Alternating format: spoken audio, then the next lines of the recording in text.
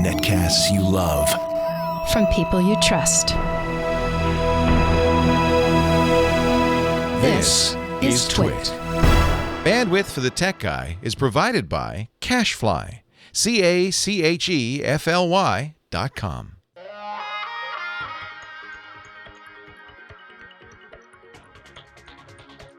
Hi, this is Leo Laporte, and this is my Tech Guy podcast. This show originally aired on the Premier Radio Networks on Saturday, October 26th, 2013. This is episode 1025. Enjoy. The Tech Guy podcast is brought to you by Stamps.com. Start using your time more effectively with Stamps.com. Use Stamps.com to buy and print real U.S. postage the instant you need it right from your desk. To get this special offer, go to Stamps.com now. Click on the microphone and enter Tech Guy.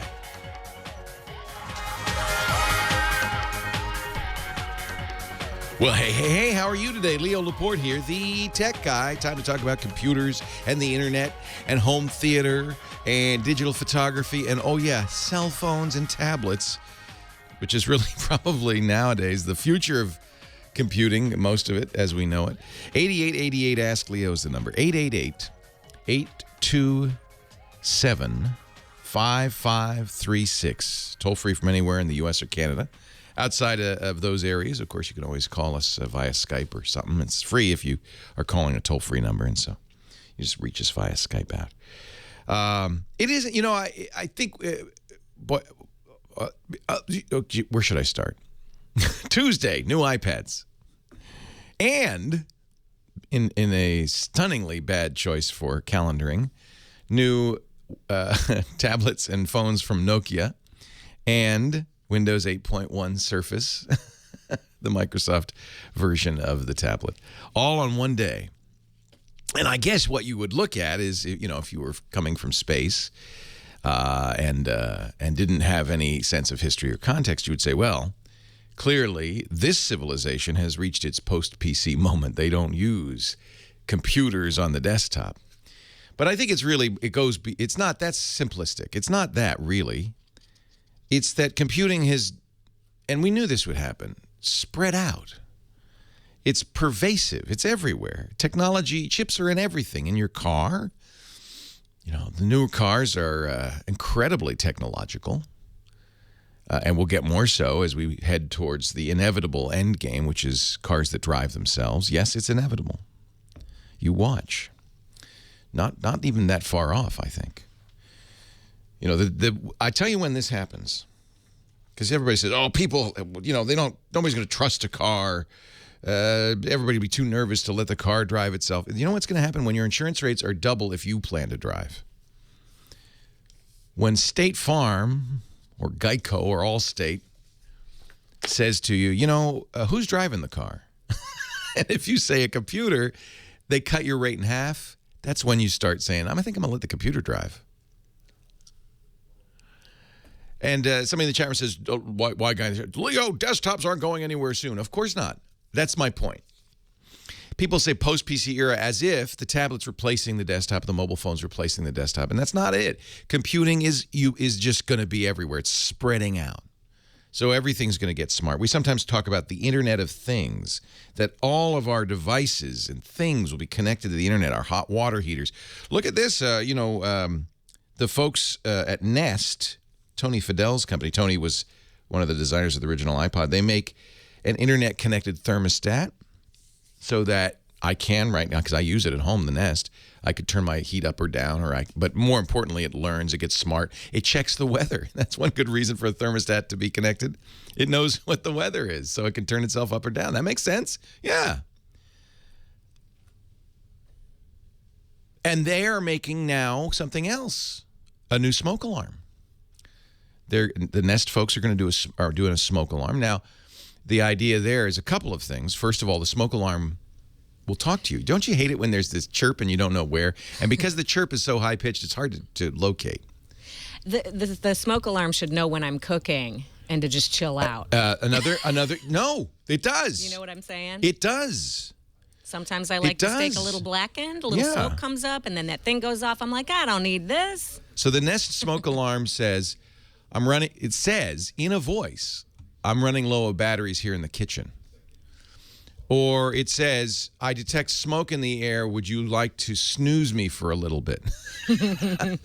And it's internet connected as well, so you can check on your smoke alarms in your house. I mean, all of this is early days, but we're really seeing, and of course now how many of us wear bracelets like the Nike Fuel Band or the Fitbit that not only count our steps and watch us sleep, but also connect up to our computers or our smartphones, upload that data to the network.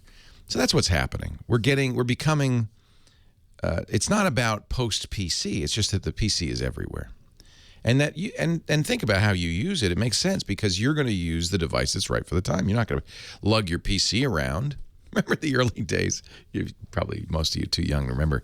The first portable PCs, we didn't even call them portable. We called them luggables because they were the size of a sewing machine. Oh, yeah, you probably don't know what a sewing machine is either. They were the size of a small suitcase, and they weighed a lot. The Osborne and the Morrow. And these were the first portables. People really wanted to take their computer with them. Eventually, we got to laptops, of course. But even they were really too big, despite the fact that, you know, today's laptops are 2 pounds, 3 pounds. They're ultra thin. They're still too big. So that's what's happening. It's not the abandonment of the desktop or the laptop, although many of us don't need one. You'll hear me talk people out of buying a desktop computer all the time. Most people should just be getting a tablet. And the smartphone in our pocket is a very powerful computer, isn't it? Now with the new iPhone with a fingerprint reader, it's able to authenticate our identity in a fairly reliable way.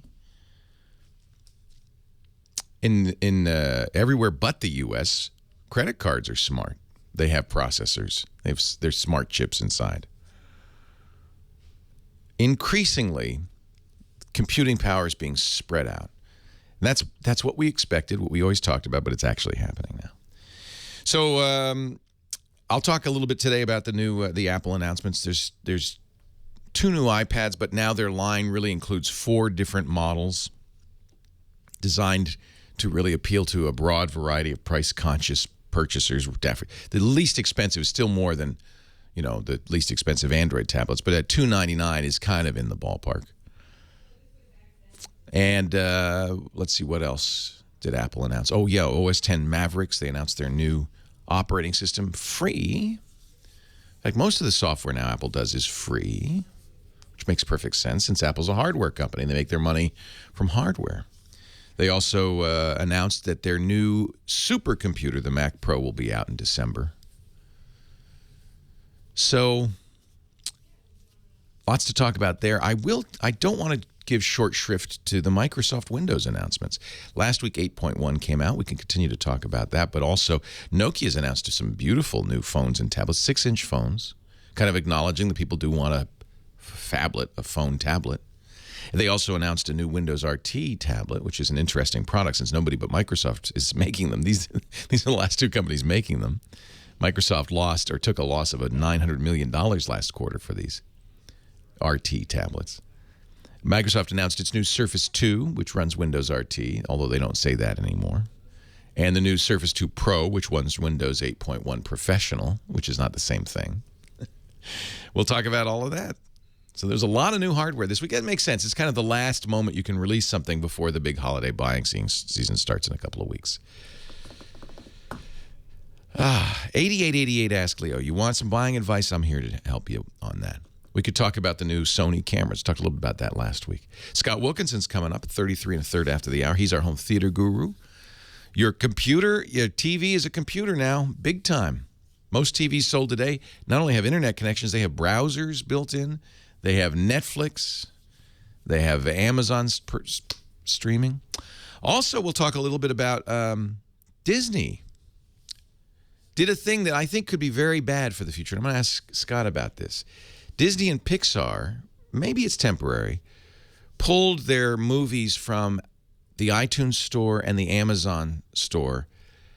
But this is the thing that's a little bit scary and might be damaging to the future of streaming video. If you owned a Disney movie, it pulled that too. So if you bought a Disney or Pixar movie, let's say you bought The Lion King on streaming, you don't have a physical medium, but you have it in your iTunes, it disappeared.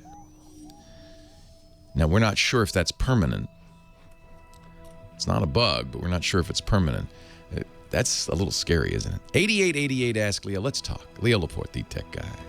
Podcast today brought to you by my friends at Stamps.com. I love Stamps.com. They were just in the other day. We were hanging a little bit, chilling, and I said how much I love Stamps.com.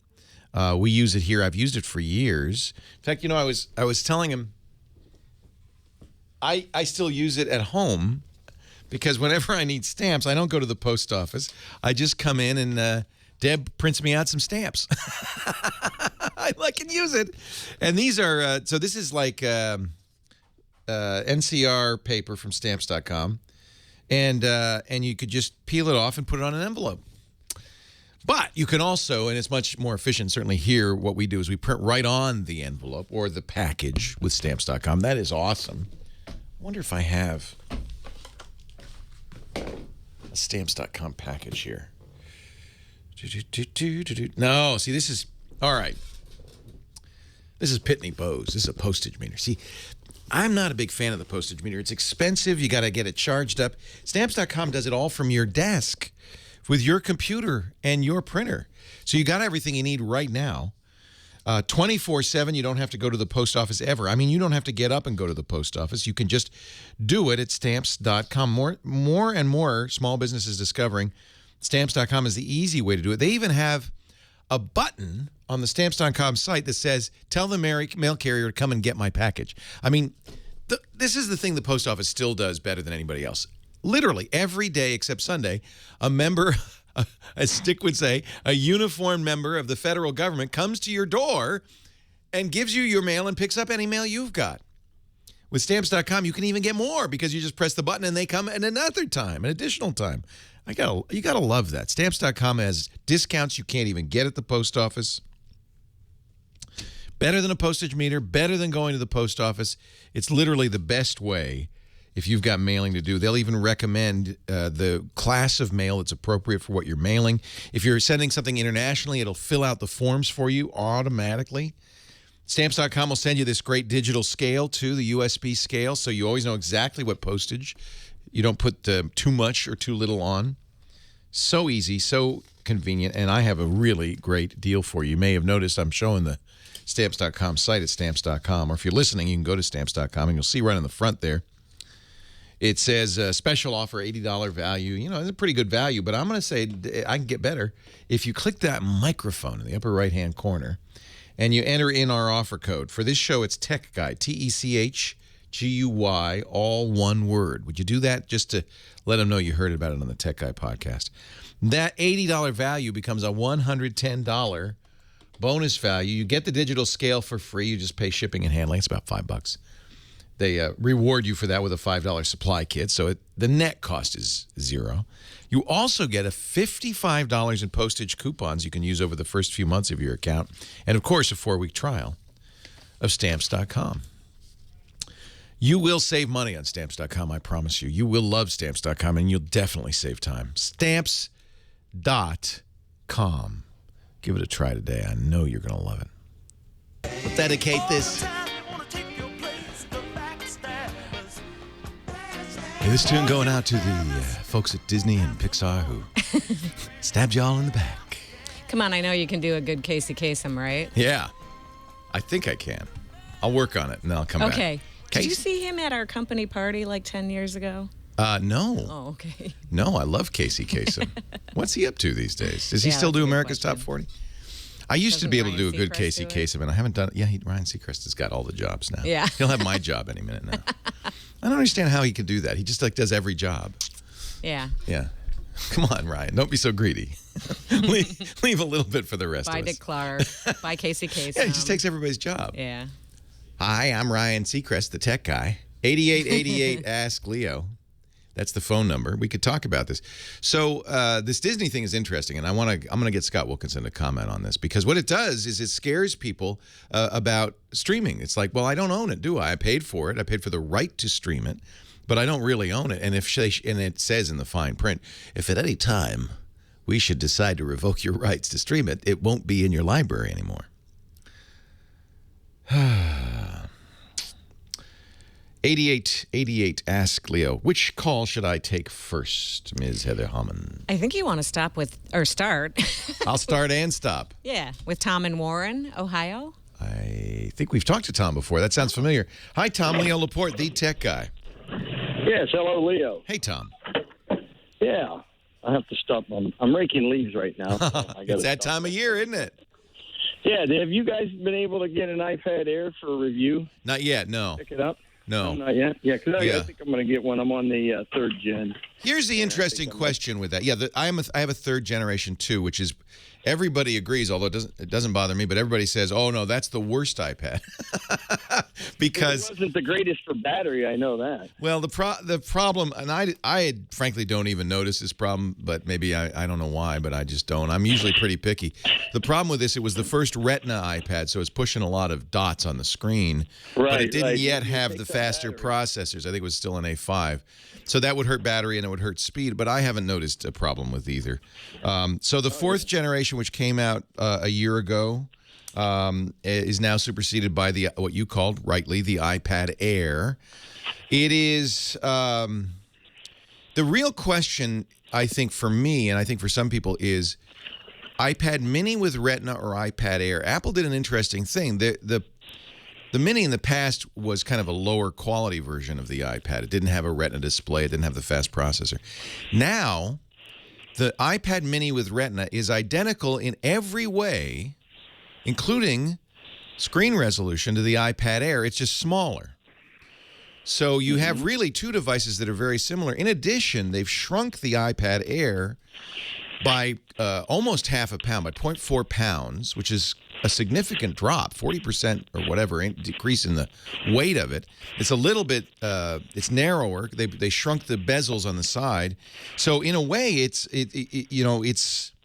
might be kind of midway between the old Mini and the old iPad. So the choice, if somebody's looking for a smaller iPad, has become a little bit more complicated. I think the Air will be a very good choice. I think those of us who are on an iPad third generation, as you and I are, probably should upgrade. Fourth generation, you may not be that urgent. No, yeah. Is the screen any larger with the smaller bezel? I noticed it has a smaller screen is the bezel. same. It's 9.7 inches. So what they've done is kept the same size screen, but reduced the frame around it. They've also made it thinner. Not the depth. It's like 1.5 millimeter less deep. Yeah. I don't know what dimension that is anymore. The Z dimension. So from those who've held it, and the only people who've held it at this point are those who went to the Apple event and went to the demo afterwards. They say it is noticeably thinner and lighter. Right. And we won't be able to order it till November 1st. So that is this Friday. So it's going to, and no, I haven't been given, Apple doesn't really favor me with review units or anything. So I haven't seen it at all. But so maybe ask me next weekend. I should have one by next Saturday. All right, Leo. Hey, thanks for the call. I appreciate it. I think this is a tough decision for a lot of people. I love the Mini, the current Mini, because I like it's almost pocketable. I mean, it's really small enough that you can just hold it. And I liked it because it was lighter. I felt that the older iPads were kind of heavy, so if you're reading in bed or whatever, it's just a little bit extra work. But they've answered that problem with the big iPad, the iPad Air. It's hard to say big iPad, isn't it? I'll just call it the Air. I, for one, I don't know what I'm going to choose. I think I'm going to probably choose the iPad Mini with Retina display because you might say the choice is easier now because if you really like the Mini now has the same resolution display as its big brother. In fact, if you count pixels per inch, the number of dots per inch, it's better because it's a 7.9 inch, so they've shrunk that same resolution into a smaller display. Should look pretty good, and it's lighter, and it's smaller, but it has the same everything else inside. Same processor, same camera, same everything. It is and that's why Apple's really to me, a little bit muddied the waters. They've retained the old iPad mini without Retina display. That's at a $299 price point.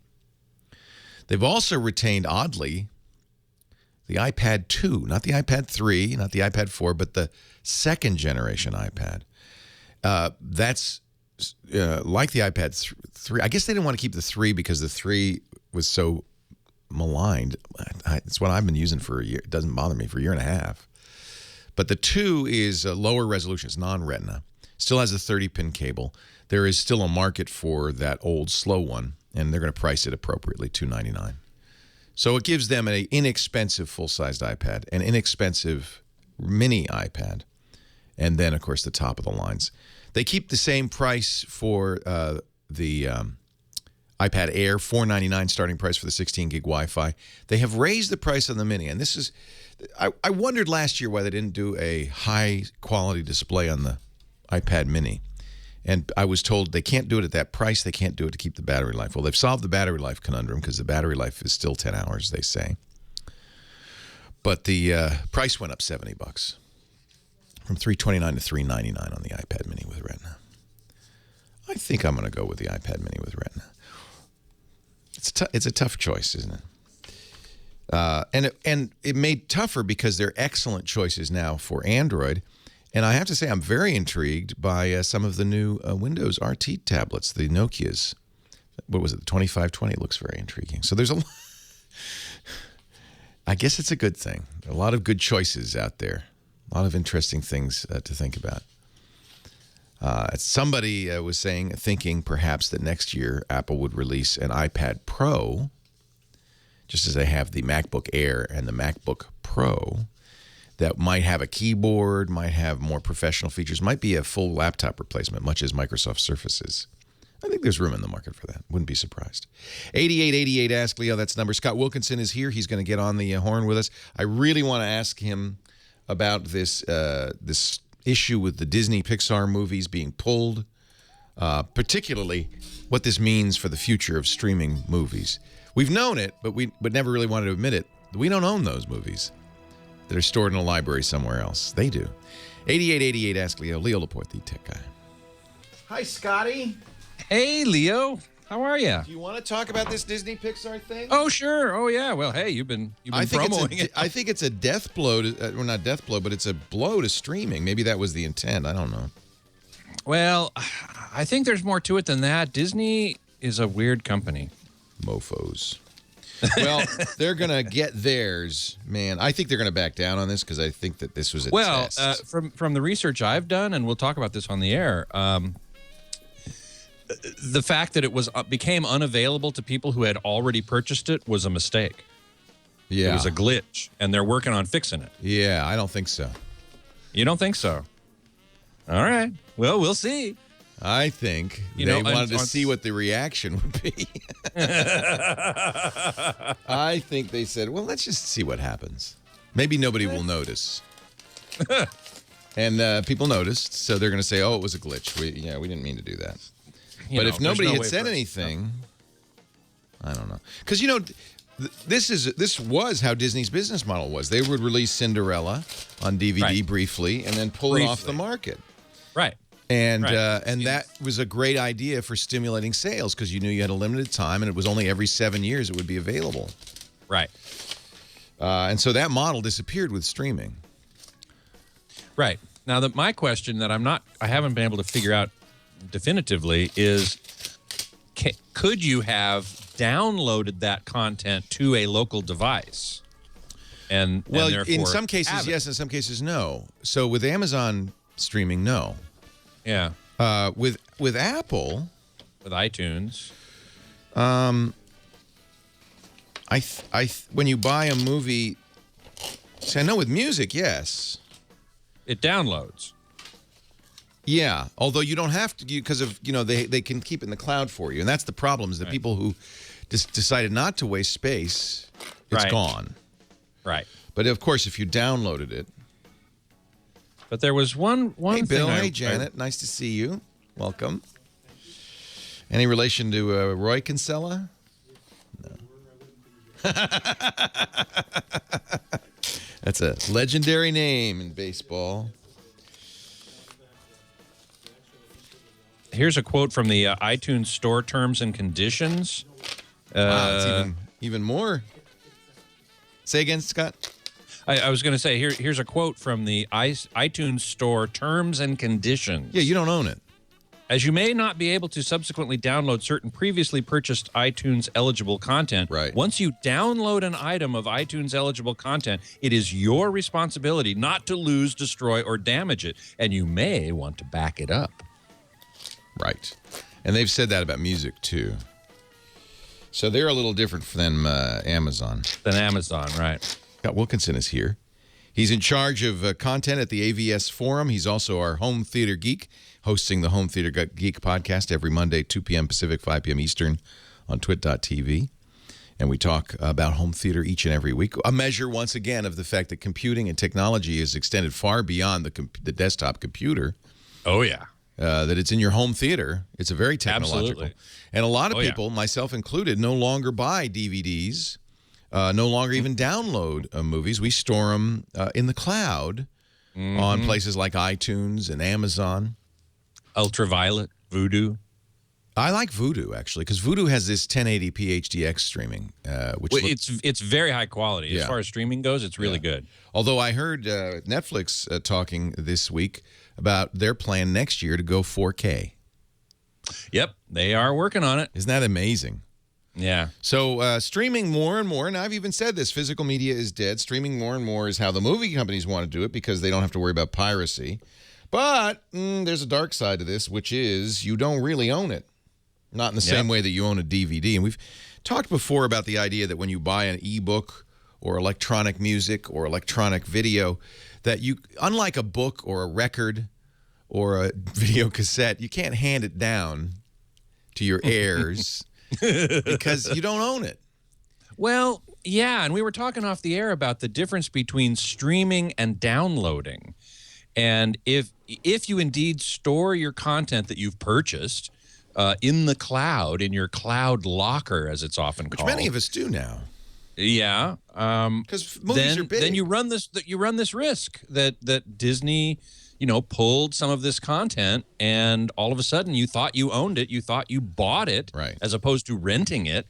Those are two different models right there. But you thought you'd be able to access it anytime you want in perpetuity. If you read the license agreement, you don't. You don't own it. Although they try to do the same thing with DVDs, I think. We're letting you use this temporarily. The problem is once you have physical media, it's hard for them to pull it. It's very easy for them to pull it out of a locker. So this happened today. Disney and Pixar yanked many of their movies. I'll use The Lion King as an example from both iTunes and Amazon streaming. Now, iTunes, you're right, lets you and encourages you to download it once you've bought it. Amazon does not. Amazon is streaming only. There's no way to download it. Yep, that's right. So, for instance, and I made a mistake. I wanted to own, quote, I put in air quotes here, The Sopranos, all 6 seasons. Yeah. So it was hard to get the DVDs. They never really made a good set or anything like that. There's limited Blu-ray, et cetera, et cetera. However, Amazon had nice, high-quality versions. I own, quote, quote, quote, The Sopranos on Amazon streaming. Yeah. But if HBO should decide at some point that I don't, then I will no longer have access to it. And that's apparently what's happened with these Disney and Pixar movies. That's right. Now, to be completely fair, and maybe I'm being overly fair here, in the various sites that have reported this, they've done updates that have said, oh, Disney didn't know about the fact that people who had already purchased to own this content were not able to get it anymore. It's a glitch. That hard to believe.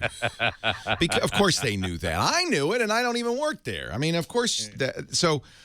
Maybe it was a mistake, and we'll see how quickly they write it.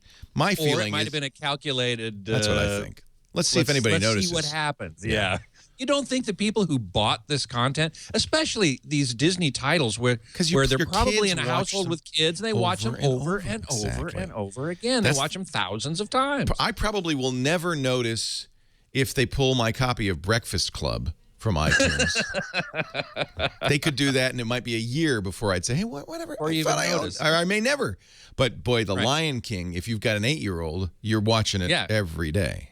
That's right. That's right. So if Disney was trying to see if anyone would notice, these were the wrong titles to try that with.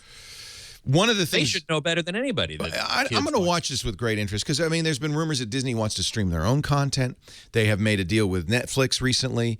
I'm wondering if the right hand didn't know what the left hand was doing. But the reason I bring it up, it really underscores the fact that you do not own this media. It is not the same as owning a DVD, right? That's right. That's right. And this is one reason that we often have the debate on AVS of, is streaming media dead? You have mentioned this many times, and it's not yet. I mean, certainly physical media. Physical media. Sorry, my mistake. You're going the wrong direction, boy. Yeah, right. Is it gone? Is it dead? And most of the AVS members say, no, please. Well, because they're video files, right? I would guess. They want the best quality, and that's going to be on Blu-ray. Right. But B, they don't want to have this risk. Right. That they own something, it's in the cloud, and the owner, the content creator, could take it away at any time. That's a somewhat discomforting feeling. And there's also a human element, I think. People just like to collect stuff, physical stuff. So the issue is certainly one of, do you own that or not? Will you always have access to it? I would certainly always recommend downloading when you can, because then at least you have a local copy. Although iTunes, I'm going the other direction because I don't want too much physical. I get so much physical stuff. How many of us have walls of DVDs or walls of vinyl records, and it's hard to get rid of them, which means you schlep them from from place to place as you move, and it's not really. Books are one thing. I love books, and I always want to have books on my. In fact, I love books. I would rather buy books, but I prefer to listen to them or read them on the Kindle. So I haven't bought a book in years, a physical book in years, and I miss that. I don't miss physical books. I'm so happy with e-readers. I read on my Kindle. I read on my iPad. So that's where it's all moving in that direction, right? And I think that's true. Who has enough storage to store all the movies that you want to keep? Well, except that storage, digital storage is cheap now, right? I mean, you can get terabyte drives for not very much. Well, how long before you have a wall of terabyte drives? I don't want that either. Yeah, I suppose not. I don't want that either. So I think this whether this was a mistake or not, and maybe it was, I'll take them at face value. And so that means they'll restore it, I guess. I don't think it'll come back to Amazon. I think they will. It won't come back it won't come back, probably, at least not for maybe 7 years, as you said, some cycle. It won't come back to be available to new people who want to buy it who haven't before, or stream it who haven't before. But people who have bought it, I'll bet you it'll be restored because they've created a firestorm here. Yeah, people are very upset. But it does raise the issue and reminds us that technically they don't have to restore it. What they did was not only legal, was in their license agreement, was stated ahead of time, which you agreed to without reading. Yep. And because nobody reads those things, and that's just a reminder. You don't own those movies. So streaming is really kind of an interesting issue. I don't want to take up your entire time with that. What else do you want to talk about? Oh, you mentioned something about Netflix and 4K. Yes. And in the few seconds I have left, I'll just tell you, last week I attended a SMPTE conference, Society of Motion Picture and Television Engineers. And I attended a whole day-long seminar on 4K, or what's more accurately called Ultra HD, 4 times the pixel resolution. But the thing is, pixel resolution is probably not the most important thing about it. What's going to become more important is wider color gamut, greater dynamic range, greater frame rate, all these other things that will become much more apparent on normal size screens, 55-inch screens, 65-inch screens, which the increased resolution, you can't even see at the normal seating distance. Yeah. So we're in a time here where we're going to see some big movement in the quality of video presentation, but it's not there yet. The consumer electronics company, the TV manufacturers, have really jumped the gun by saying it's all about resolution. Right. It's not. Not yet. They just want you to buy a new TV, even if That's you don't right. need it. That's Leo Laporte, the tech guy. Thank you. So, yeah. Here I am. I would love to speak with the chat room. Oh, and that's another good question. James, VA3 JPX, is that it? Yes. Whose birthday is today, by the way? Happy birthday, James. mentioned also the streaming limit, the bandwidth cap that most home internet providers slap on you, 250 gigabytes or something like that. I always find that unsettling. And with 4K content, when Netflix starts streaming 4K, then that cap is going to be reached really fast. One thing I learned at this seminar last week is that even with the new improved compression scheme, in this case HEVC, High Efficiency Video Codec, also known as H.265, is twice as efficient as the previous H.264, which is commonly used for high-def content. Because of all these other factors, wider color gamut, expanded dynamic range, more bits per color, a greater resolution in finer gradations, and perhaps higher frame rates, these files are still going to be much bigger than Blu-ray or high definition. So those caps are going to get reached really quickly. Jeff N says $30 for a 1 terabyte external drive at Tiger Direct. Yeah, it ain't expensive anymore. But as Leo says, you trade a wall full of Blu-rays and DVDs for a wall full of terabyte drives. I'm not sure. I mean, certainly I've been to Sony and I've been to some other studios where they back up all their stuff, and that's very uncompressed, really high bitrate stuff. And they have server farms that are many petabytes, which is a lot. And that is a wall full of drives. I don't think we're going to get to that point anytime soon. But Web 6450 asks, what do I think of Microsoft streaming as far as quality goes? I don't know. I've never seen it. I'll have to go look at it. My streaming expert is Mark Henninger, and he has probably taken a look at it. If he hasn't, I will ask him to and write about it on AVS. iPad 65931. Why don't they get everything in HD first, then worry about 4K? We still have a lot of SD channels left out there. Well, yeah, that's true. And boy, if you think that the switch from HD to Ultra HD on discs or streaming is complex, which it is, wait till I talk about broadcasting. There's a whole new thing there. I heard a talk by one of the guys on the ATSC, the Advanced Television Standards Committee, which developed HD TV. They're working on Ultra HD broadcasting, but it's unlikely to be compatible with the current broadcasting system. It's not going to be backward compatible. It's going to be a brand new system moving forward that's going to be completely separate and different and not compatible, which is a little concerning. On the other hand, if it were to be made backward compatible, it would probably be hobbled and not what it should be. Thank you, Scotty. Leo Laporte, the tech guy, 8888.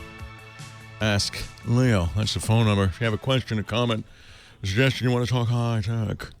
That's what I'm here to do. Brian in New York City. Leo Laporte, the tech guy. Hi, Brian. Hey, how's it going today, Leo? It's going great. How are you? Not too bad, not too bad. So when are you going to make it out to New York City? Well, I was born there. Yeah, Upper West Side, right? Well, yeah, one of these days I'll go back. No, I haven't been there in ages, and I love New York, so I'll let you know. All right, I'll let you know.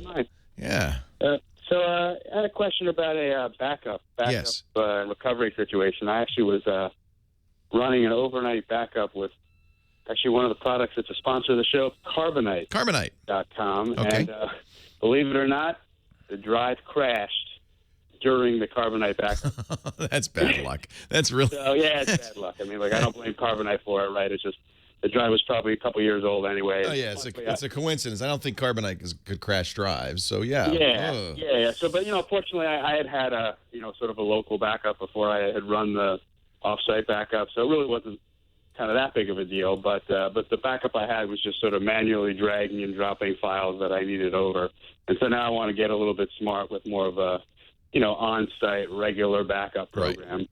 And what I was really trying to find out, and maybe you can make a recommendation, a lot of these backup softwares, they actually store the backup, in some sort of the backup data file in some sort of like proprietary. Yeah, I don't like that. I don't like those proprietary blobs. If you have a problem and your whole hard drive blasts out on you, and you want to go to the backup, you plug it into on your computer, and it's like, oh, now you got to start installing their software. Right.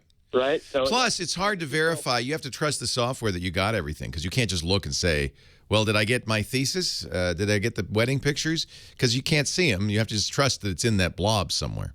Yeah. So then, of course, if there's some sort of corruption on that huge blob, then basically you're hosed, right? I mean, you'll lose everything. You'll lose everything. This happens all the time. So let me talk about what I recommend. Are you on Windows or Mac? Right now I'm running like Windows 7 on like a Sandy Bridge laptop. Yeah. And I really wanted to, when you look through the different types of backup softwares, nobody really advertises, oh, we allow backup in native file format. Yeah, nobody says that. It's probably inefficient for them to do that, but it is how I recommend it. You actually hit on one of my basic tenets of backup. So let me talk about what a good backup strategy, because we get bits and pieces, and certainly we talk about Carbonite. I'll do Carbonite ad in a minute, and but that wouldn't be your whole backup strategy. It would be part of. First of all, the thing that really is important to understand, I say this a lot, but it's still a common misconception. Putting something on a backup drive does not make it a backup. And so if you delete the original, you no longer have a backup. A backup means you have multiple copies of the same thing, not that it's sitting on a drive that's named backup or sitting in Carbonite's cloud. So you want to have, in my opinion, 3 copies of everything. Then it's backed up. I think it's a great idea to have 1 local copy and 1 cloud copy. That kind of covers the bases. And the original, let's not forget, once you delete the original, now you only have 2 copies. You want to make a 3rd somewhere before you delete the original. Making a backup is not about deleting, oh, good, I got everything on the external drive. I could delete it on my internal drive, because you're not backed up. What if that external drive dies? The whole idea is something called redundancy, more than 1 copy. And I would submit 3 is a good number. As you experienced, because if your hard drive died during the Carbonite backup, that's a good. If you had a 3rd, you wouldn't have anything to worry about. That's the advantage of local. It's almost instantaneous. But you make the point that all the software that you see makes a blob on this external drive. So I do think you should have an external drive that's equivalent in size or bigger even than your internal hard drive. You should connect it up once in a while if it's not always connected. And nowadays with USB 3, you have plenty of speed to do this. You can do this almost instantaneously. And then you want a program that synchronizes the 2 or something like it. I use a program from Centered Systems called Second Copy. It's a shareware program. It's not free, but you can try before you buy. And what this does is exactly what you want, which is it runs in the background all the time on your Windows machine. And when it sees a change on the main hard drive, it copies it to the external hard drive. That's exactly what you want. You can say, there are parameters. You can say, for instance, even if I delete it on the internal drive, don't delete it on the second drive. In other words, we're not synchronizing. We're not making an exact synchronize. You can have synchronization, but the problem with that is you delete the original, it deletes the copy. So what you want is really a second copy. Try the free trial. It will back it up. It does it on a schedule, so you don't have to think about it. Or you can set it up so that when the drive is plugged in, it goes, oh, I see the drive now. Let me do the copy. On Macintosh, Apple's Time Machine does something very similar to this. So that would do the job for you. So that makes that second drive something that always has everything you've ever had on there. Even if you delete the original, there's still a copy on there. And then Carbonite or some other off-site solution, which is also running in the background, is great in case, because if you only have 1 backup next to your original computer, the original, and there's a fire or whatever, the roof falls in, then you lose both. And that's happened to friends of mine. I have a friend who's a novelist who lost her home in a big fire. We have these fires from time to time in California, and her backups were there, so her novel was lost completely. So there are a number of programs that will do this. Sync Toy from Microsoft is free, although not as capable as Second Copy. Sync Back is another one. There are quite a few of these you might want to try. Sync Back, somebody in the chat room says, better than Second Copy. Everybody has their favorite. I've been using Second Copy for literally 15 years. Sync Back is by 2 Bright Sparks, 2brightsparks.com, the number 2brightsparks.com. And there's a free version of that. But the idea is it's a synchronization program, so you could see that second drive. You could even use the second drive. And that's a really nice thing to have, is that second drive is a duplicate of the original. It's a mirror. There are other choices as well, but I think these are good. Now, let me do the Carbonite ad, since it's scheduled anyway. Thanks for the call, Brian. When we come back, I'm going to talk to Don. He's in the Mojave Desert, and he wants to replace his hard drive with a solid-state drive, and I'll tell you why that's good, and maybe not so good in just a second. So just to finish up my thoughts with Brian, if you go to dpbestflow.org, dpbestflow.org, we'll put all this at the Tech Guy Lab site. It's a site created by my friend Peter Krogh, who's a photographer. And, of course, photographers care a lot about backup. This is all about workflow for photographers. It's from the American Society of Media Photographers and the Library of Congress, which worked on this. And you'll see under best practices, you'll see an article on backup. Peter's the guy who came up with this notion of 3-2-1 backup. He, as any photographer, cannot afford to lose images from clients. So I would read these articles on backup and what he talks about and all the threats. It's really, really a well thought out and tested system that describes in greater detail the 3-2-1 rule. 3 copies of every file, a primary and 2 backups, 2 different types of media to protect against different types of hazards, 1 copy stored off-site. And you can choose how you want to do it, but that's the solution to me. All right, we run out of time, but Don, hang on, because I do want to talk about solid-state drives. The new Apple computers, solid-state computers. All the hard drives nowadays. Is that better? We'll talk about it. I'll go back to Scott while I figure this out. While you figure this out. Well, I have 2 images that I took on the iPhone I'd like to copy to my desktop. And so AirDrop, I should be able to share instantly with people nearby. But I don't see it. Maybe it's I don't know what that means. AirDrop. How? All right, go ahead. Yours. I just email them to myself. Yeah, usually. no, that's what I'm going to do. Thanks. Yeah, we've been talking about headphones in the chat room, actually. Noise canceling headphones and stuff. Chai Mike wanted to know about what were the best noise canceling headphones for travel. In my opinion, it's the Bose QC15s. I don't have many good things to say about Bose, but the noise canceling headphones are one thing that I do have really good things to say about. The Audio-Technica, I've forgotten the model number now, 9, ATH ANC 9, I think. Padre SJ really likes. I didn't think they canceled noise quite as well as the Bose. But for the best quality sound, you want the PSB M4U2, which doesn't do as good a job noise canceling as the Bose either, but man, they sound good. They're heavy too, which is another problem. I wanted to also point out that while you could end up with a wall full of terabyte drives, I think that creep would happen much more slowly because you can put a bunch of movies onto 1 terabyte drive. Especially at the high compression rates that streaming services like iTunes and Amazon doesn't let you download, but places like that, you can store bunches of movies on 1 little drive, so that creep would happen much more slowly.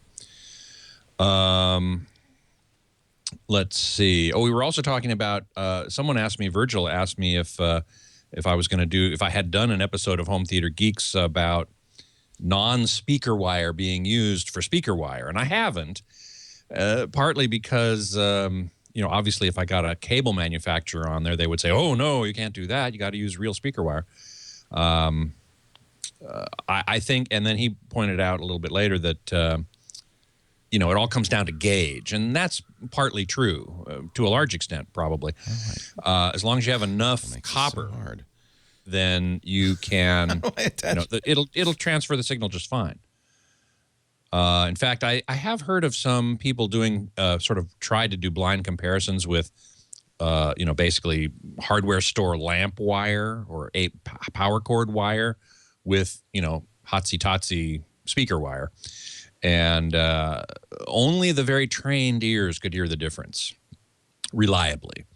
So that leads me to believe that, you could use zip cord, as it's sometimes called, as long as it's thick enough, as long as it has enough gauge to carry the current that speaker level signals have. Computer said they reviewed the QC20s, the Bose QC20s on Before You Buy this week. I will have to go check that out and see what they think. The 20s, I believe. Loved them. You love them. Yeah. See? That was They're Jason on the Howell. ear. Oh, okay. Yeah. Those are on the ear, not over the ear, right? They're in the ear. They're in-ear monitors. In-ear monitors. Yeah. Oh, okay. All right. Well, then you get the isolation from the in-ear monitors. Yes, he said that. There was significant isolation in addition to active noise cancellation. Yeah. So that's probably pretty good. Yeah, he liked them. Yeah, okay, good. I have those Audio Technicas. I like those too. But you're right. There's not as much cancellation as there is on the the Bose. On the Bose. Right, exactly right. Let's see. Uncle Bick is asking, what about wireless headphones for TV? He has a client that wants them. Would like to make sure the TV can also be heard. The TV speakers can also be heard. Sorry, I was behind a little window there. That is probably a bit of a tricky situation. Depends partly on if you have an external sound system connected and you're listening to a receiver and speakers or a sound bar maybe. Very often TVs have a control in their audio menu that lets you pick the internal speakers or the sending the audio signal out to an external source. Sometimes they will do both, but sometimes they won't. You have to choose one or the other, in which case you're kind of out of luck. Plus, very few TVs these days have a headphone output anymore. So what you need to do is you need to get an external headphone box, and any wireless headphone system will work. Audio Technica makes them. Most headphone companies make them.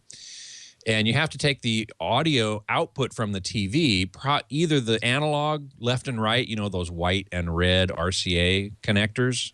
You have to take those out and plug those into the headphone transmitter base station, or possibly the optical output from the TV will go into that base station. I haven't done an extensive survey of these products yet, so I'm not quite sure which ones will accept optical, if any of them will, probably some. Or analog, that left-right, white-red connection, which probably most of them do. And then you have to set the TV to send its audio to the analog outputs. And whether or not you'll also be able to listen to the TV speakers at the same time depends on the TV model. It's easier if you have an external sound system. If you have a receiver, you can just plug the headphones into the receiver. Oh, but you wanted a wireless headphone system. Which you could do that too. You could do a wireless headphone base station, plug it into the receiver, and then send that to the headphones. And then in that case, you would most certainly be able to hear the speakers as well as the headphones. Uncle Bick, his TV does have RCA out. Well, there you go. So as long as the TV can be set to have the sound come out of its own speakers and the audio output, the external audio output, then you're good. Lawn Dog would like to know my thoughts on HDMI 2.0. When is it coming, and is it forward-thinking for the future? The answer is sort of. It's not very forward-thinking. It's already maxed out. A lot of people are pretty disappointed in it for not having greater bandwidth. And a lot of companies are now saying, we are giving you HDMI 2.0. See, here it is. But if you go to Home Theater Geeks, just last Monday's episode, Mike Heiss and I were talking about this. And HDMI 2.0 is not necessarily the same as HDMI 2.0, which means there are certain aspects of it that can be implemented by updating the firmware of products that have HDMI 1.4. But there are other aspects that cannot. They require new hardware. They require new chipsets.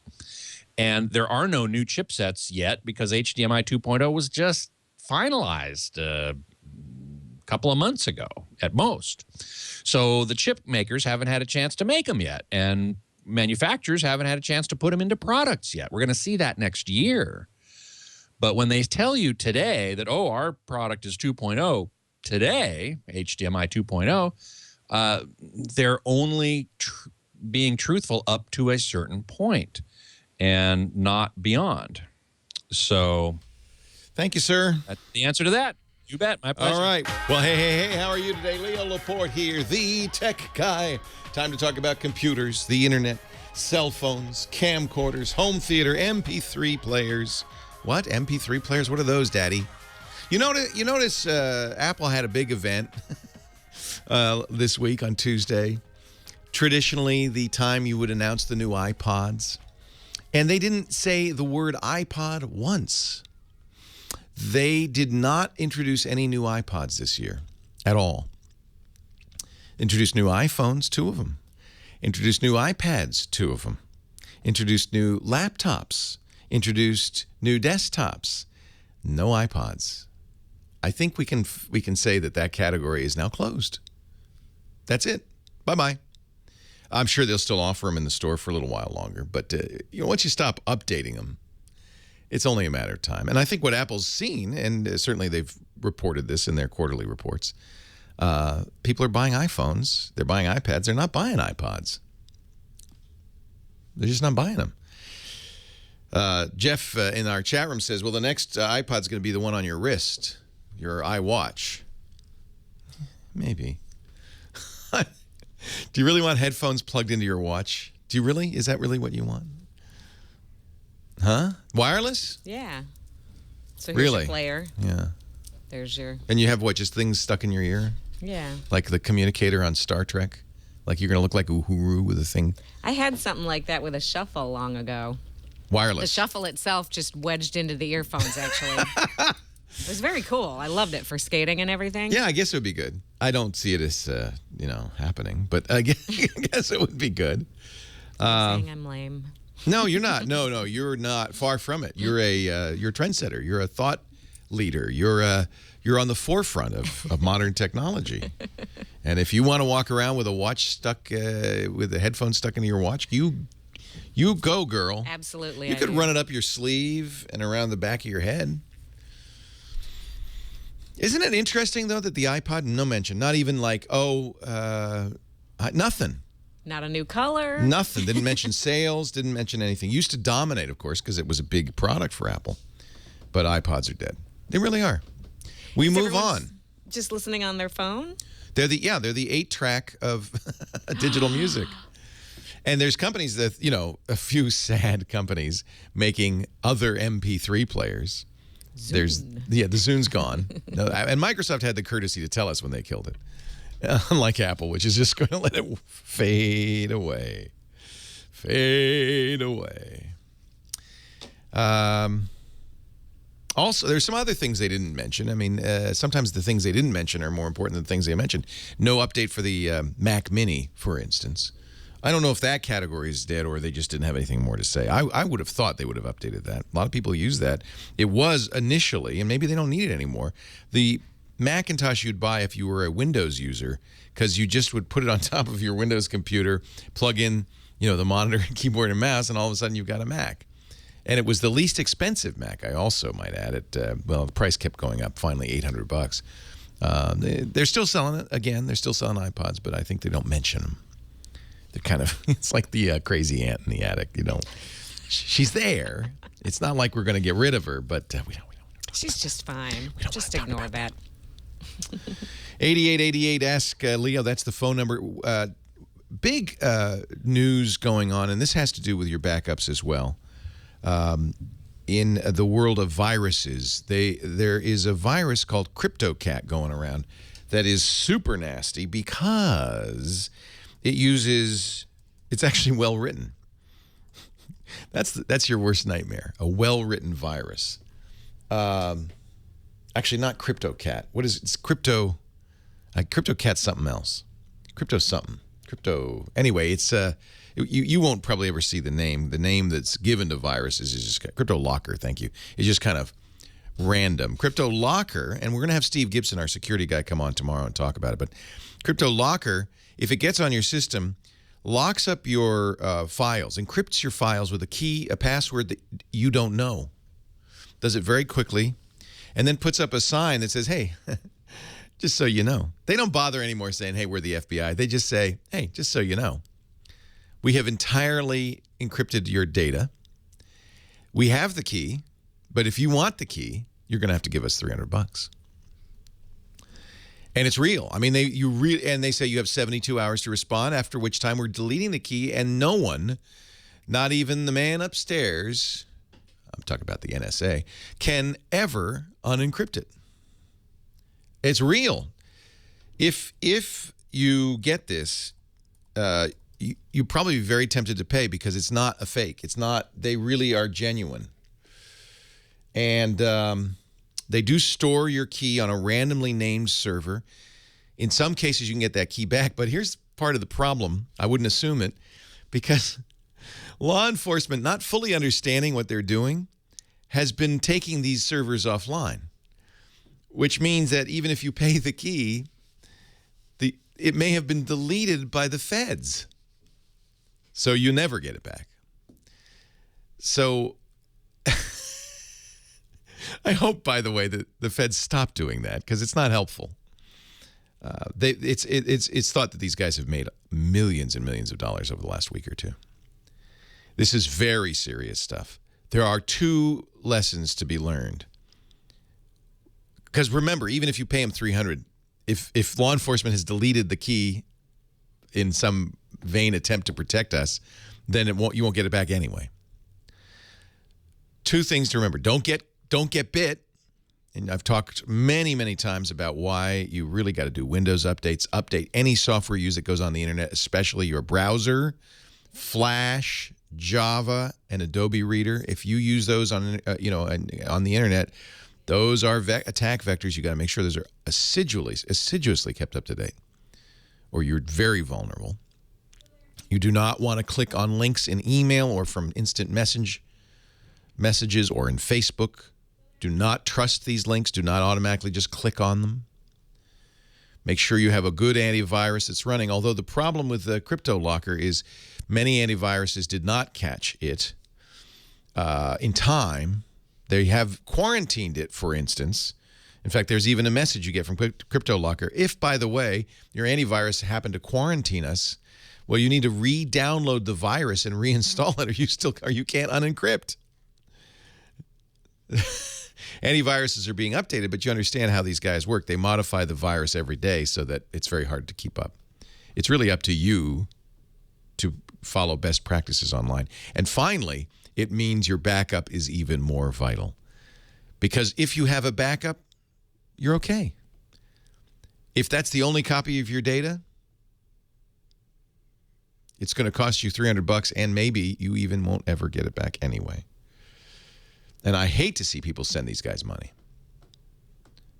But I understand. I mean, that's your data. If you don't have a backup, it's going to cost you. You should have a backup. I hope you've got a backup. Crypto Locker. We'll get to, and apparently it's spreading like wildfire right now. If you get this Crypto Locker virus, I'm so sorry. I'm so sorry. And if you do, and you're lucky and you have a good backup, then wipe your hard drive and reinstall Windows. Good article, which I'll put in the chat room, on how to avoid getting Crypto Locker. Although, nothing is perfect. Doing what I've told you is the best thing to do.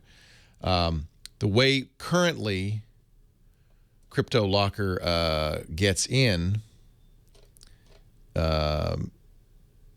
is usually by installing software, whether you knew it or not. The problem is they move that around too. These guys are smart. Hey, and when you're making millions of dollars a day, Windows only right now, Crypto Locker, please, if now more than ever, back up your data. Leo Laporte, the tech guy. Leo Laporte, the tech guy on the radio. Donna Summer, right? Yeah. Love that. Our musical director, Nathan Staten, pulling out the old tracks. He went back to the back of the stacks there, the dusty records in the lower left-hand corner of the radio station. You've been around long enough to have worked at radio stations that had albums on the wall, right? Yeah, just at the tail end, I guess. Oh, when I started in radio, we had a record library, a large area devoted to vinyl.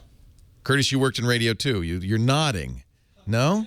Yeah, I did. Yeah, he's nodding. He's nodding along. He's saying, "Yeah, I remember those."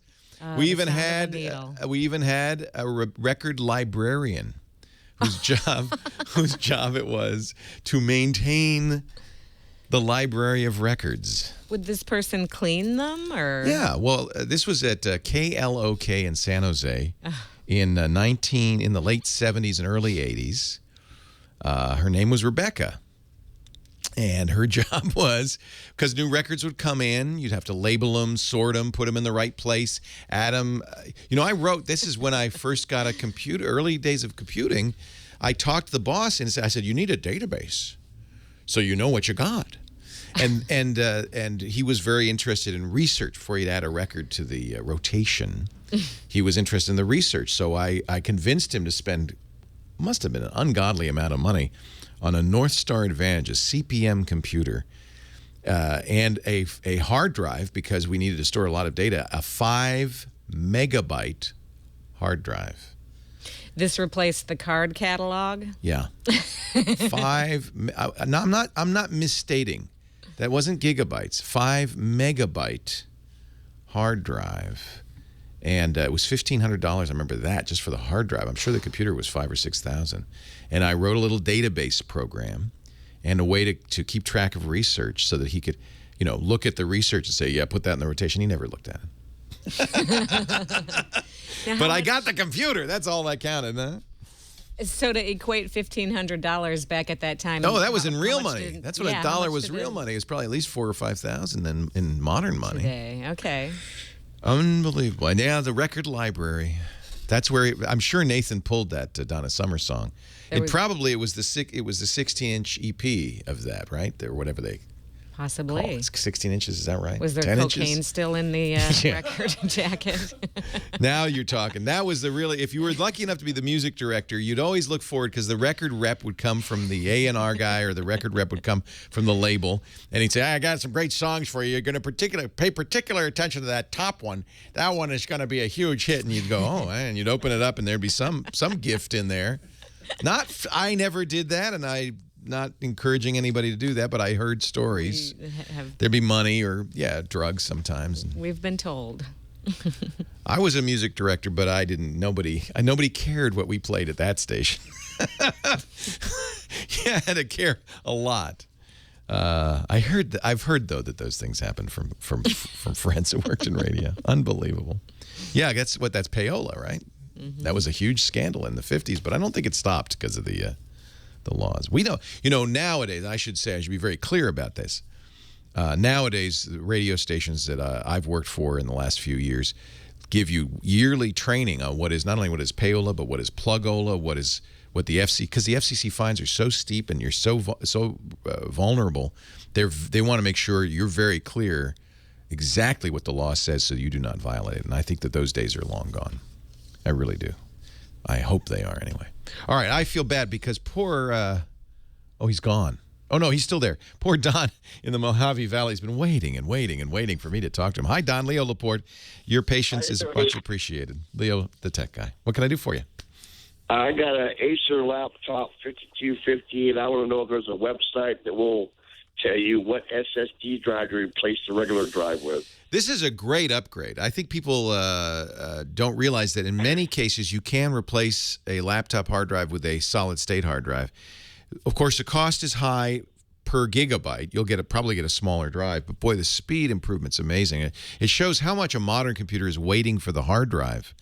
We talk so much about the speed of the processor, but really, most of the time nowadays, they're just waiting for the hard drive to give them the data. The problem is that not all laptops can be upgraded. I don't know in particular if that Acer can be updated. Do you know that you can get into the drive? Yeah, it's a Western Digital. It's a BVP series. You should, as long as you can. And some laptops, like all the Apple laptops, really, they don't have a. You have to take the whole thing apart to get in there. In fact, I was just reading about the new MacBook Retina. They said don't open it. Whatever you do, but that Acer you may be able to open. If you can open it, if you can see the hard drive, and you can see what the interface is, it's almost always a SATA. Yes. Yeah. Yes. Then you can get any SATA laptop size. 2.5-inch SATA SSD will work. Well, the reason why I was asking is I noticed they have these ultra thin ones now. Well, you want one that's the same exact size. Right. So if you didn't have an ultra thin before, don't get an ultra thin now. It'll rattle. What about the SATA 3? Well, you should find out. This is the one negative, and I would say this on an older laptops, you don't have full speed SATA. You might be wasting your money because you really want SATA 3 on the SSDs are so fast they will saturate older, slower SATAs, and you won't get the benefit.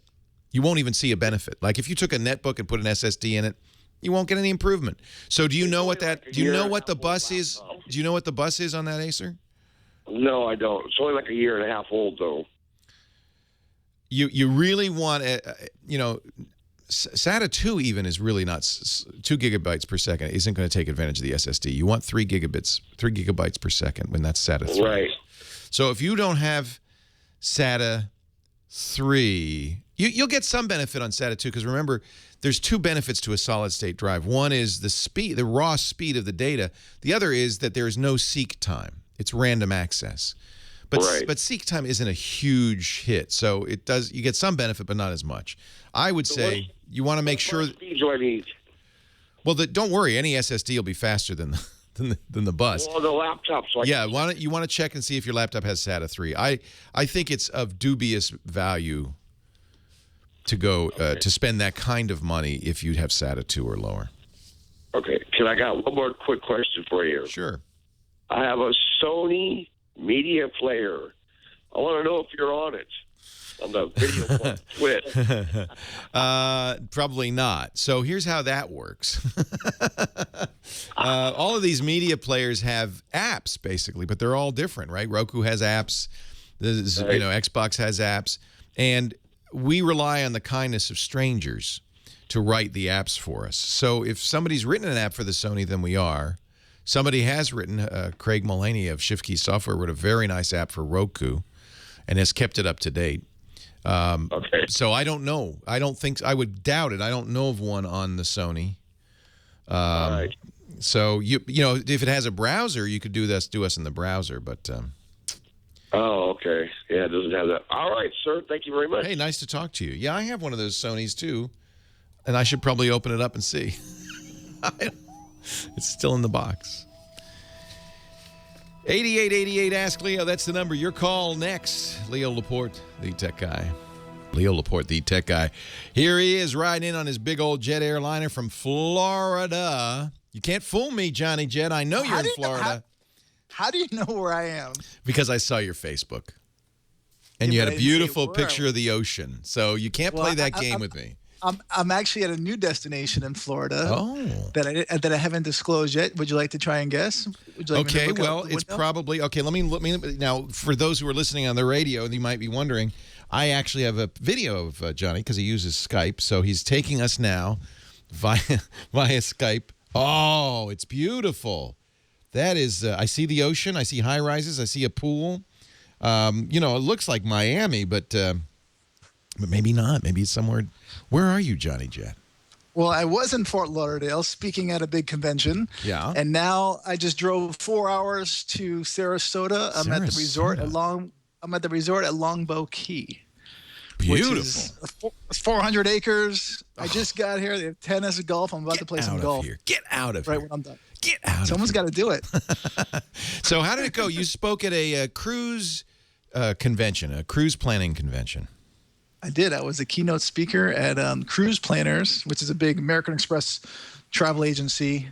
And actually it went really well. I gave them travel trends for 2014. And what are the big travel trends for 2014?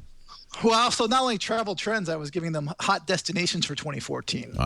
So some of my destinations were, Brazil, obviously, because of the World Cup. Yes. Is going to be in 2014. Also, Russia for the Olympics, New York because of the Super Bowl, and also the One World Trade Center is opening, and the 9/11 Museum is going to be opening up in 2014. Also, Chengdu, China, because Chengdu, China. Yeah, that's where the pandas are. British Airways started flying there nonstop, and United's going to be flying there nonstop from San Francisco in June. And what's nice about it is they now are going to start offering a 72-hour visa-free transit stay, so as long with Beijing, Guangzhou, and Shanghai. So it's definitely going to put on people's radar. And also, river cruising is huge. Next year, it's already blowing up river cruising, but it's going to continue as well as cruises, because they're building so many ships. There's so much availability, so the prices are ridiculously low. I just saw some prices I just tweeted out yesterday. I think a 14-day trip for $549 through the Panama Canal. It's cheaper to go on these cruises than it is for me to stay at home. Yeah, well, I guess it's the same problem hotels have. If a cruise line leaves with an empty cabin, that's money down the tube. So they'd rather have you in there for half price than nothing, right? Or is that the case? You have to eat their food. But they don't really discount too far in advance. Someone was telling me last night, usually 60 days before is usually the best time to buy. 60 days. For the cheapest. All right. But after that, they're not going to discount too much. Doesn't go down anymore. Okay. So that's what I was told. So I think the big travel trend of 2014, and I think the reason we have you on the show is that, and it's happened everywhere, consumers are using the internet to be smarter about their purchases, to compare prices. I think that there is a huge sea change in consumer. Used to be you could fool consumers. Airlines do this all the time. You don't, if you knew what other people had paid for the same seat in that plane, you'd be shocked at the variation in prices. But that's true. I think that's the airlines using computer technology, but consumers are doing the same now. Oh, and one of the travel trends that I mentioned was hotel technology. They're replacing room keys with iPhones. And there's even a hotel that uses iris scans as your door. I'm a little skeptical of that. There was one company got in a lot of trouble because it was very easy to hack the magnetic key thing by just sticking something in the bottom of it. In fact, the fix that initially the company that made these room keys came up with is putting some crazy glue in that service port in the bottom so that people couldn't hack the room keys. So I'm always nervous when I hear about new technology. But, it's funny because I'm about to buy the same thing for my new house. So I can walk up, and you don't even have to take anything out of your pocket. It sees your iPhone and says, "Oh, it's you, Leo," and opens the door. What if someone jumps you? Nothing could possibly go wrong with that, huh? "Oh, it's you, Leo." No, it's not me. It's Johnny Jet. No, it's you. I could tell. I just want the VCR. I don't know if I want an iris scan. That sounds like a little bit much, especially, it's late at night. Maybe you had a couple of drinks in the hotel bar and you're trying to get in your room and you can't stand up straight. That's not so good. No. An iris scan. No. Yeah, I think they do that. I think it's in Boston, that hotel, where they do the iris scan. What are some other 2014 travel technologies we should keep our eye peeled for? I have the whole list right here. I was actually going to talk about Thanksgiving flights. That's more important. Thanksgiving. No, you got to book now. What? So this is this not the busiest time of the year for airlines? It's one of them. It's not the busiest. Some say it is. Usually the Sunday after Thanksgiving is one of the busiest days to fly. People going home. Yep. But in July is always very busy. So how do we get around? How do we navigate this traffic jam? So one travel expert predicted, and I think he's pretty right, a couple weeks ago, that every day you wait to buy your ticket for Thanksgiving, you're going to pay $5 a day extra. Okay. So you want to get it as soon as possible. Okay. And we already got my son's coming home from college for Thanksgiving. We got his ticket last month. Thank goodness. Okay. Well, the number one rule, and this is always to get a good deal, is to be flexible. Yeah. You're not going to get a deal the Wednesday before and trying to leave Sunday or Monday after. That's when everyone's going to leave. Yeah. If you could leave Tuesday, you're better off. If you could arrive Tuesday, you're better off. I actually took some screenshots. I created a whole post. It's on my homepage. 10 ways to find cheap Thanksgiving airfares or flights. It's not too late. It's not too late. But the best days to fly for this Thanksgiving are going to be the Sunday and Monday before. Okay. And also returning, Tuesday or Wednesday after. Or you can. Who has time for that, right? I mean, I know some people who fly in Thursday morning and leave Friday. Right. And you can do that if you just want to be there, to be part of the family, but you don't want to spend too much time with them, then go in for a night. And I know people will do it, and you'll get a good fare, especially if you leave Thanksgiving Day and return the Friday after. Now, you say something that's kind of interesting, because I do all my travel booking online, but you say you might be better off actually speaking to a human. It's always good to speak to a human, especially if you're trying to use your frequent flyer miles, which is going to be a difficult time. So you're saying that the phone reps can do stuff for you that you can't do online? They can. Also, a travel agent. I like to use travel agents, find out what they charge. Some will charge a $25 fee, but it could be worth it. It all depends on your destinations and what your itinerary is. But I check everything. I'm an online guy, so obviously I'm going online first. And if I can't find a good deal, then I start making phone calls to either I only usually call the airline reps is when I'm trying to use my frequent flyer miles, because they have tricks, and you want to make sure you get one. No offense, but you want to make sure you get one that's in the U.S., because usually the ones that are programmed overseas, they go right by the rules. They don't know all the airport codes, and they don't know the tricks. You want an empowered rep, somebody the company said you can make a deal. The only thing I don't like is I hate the time on hold. I hate the phone trees. It seems like they don't want you to talk to a human a lot of times. They don't, but actually in this story I did, there's a link to Get Human.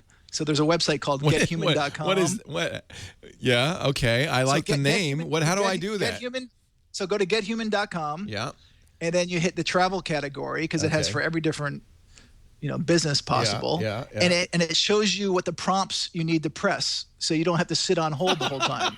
So I'm not looking at it right now, but for like United, you would have to press 303, whatever it is. It will tell you how to get, bypass the system. Okay. Oh, that's hysterical. So gethuman.com. So it says for United, when the voice starts talking, press 0, then press 0 again when he continues talking, then say yes. Then that's hysterical. JohnnyJet.com. That's the place to find it. Leo Laporte, the tech guy. Leo, Johnny Jet's so great. I mean, he is. I feel bad. He had many more Thanksgiving tips, but it's all at his website, JohnnyJet.com, for Thanksgiving travel.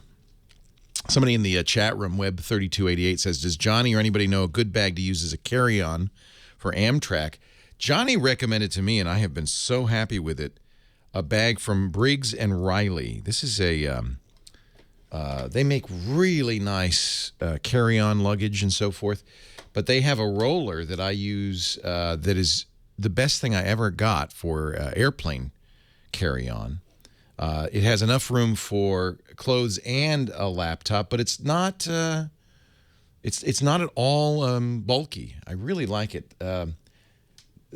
I guess the latest version of it is their cabin spinner, they call it. It's a spinner, which I like. It's a 4-wheel bag. So, the new bags, instead of having just 2 wheels and you pull them behind you, are spinners, which means you can roll them anywhere. You can just, walk along with them by your side. Not inexpensive, $3.79, but I love it. So I have a rolling cabin bag. The new one is the rolling spinner cabin bag. But they are very capacious, if you don't mind the phrase. And you have a laptop. I keep it, and when we were traveling around the Mediterranean, laptop in one slot, iPad in another slot, and enough room for a couple of days' clothes. Really nice. Briggs & Riley, and they do stand by their bags. I think they have a lifetime repair warranty. They're very good. So he told me about that, so I'll pass that along to you. Briggs & Riley. It's actually briggs-riley.com.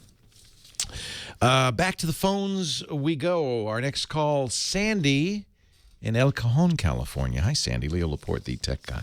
Hey, how's it going? It's going great. How are you? Well, I'm good, except for this issue I'm having with my iMac. It's a late 2008. I'm running Lion on it, and it has 2 gigs of RAM, but it's so slow. And I'm just like, what the heck? And I ran a virus, Clam X or something like that. Clam AV, yeah. Clam AVX, yeah. And it did find FrostWire and LimeWire were like Trojans. You had teenagers. No, I did it. You put LimeWire on your computer. No. They're not Trojans. They're just some music sharing programs. But take them off. No, I did. I got rid of them. And They're not Trojans. Clam AV is it's free. It's open source, but it's not really the real problem. There aren't a lot of Macintosh problems. I don't think that's the issue for you. I think I was wondering if maybe my hard drive's dying. Yeah, age is the issue. Okay. Age is the issue. So 8 years old. 2008 is 5 years old.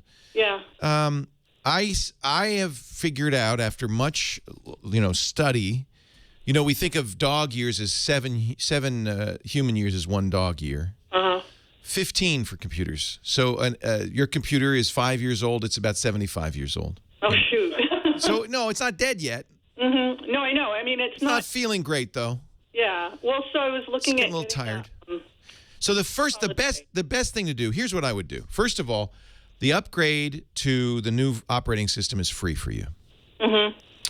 So what I would do is download it and put it on a USB key or something like that, because I want you to I want you to use disk utility and format your drive.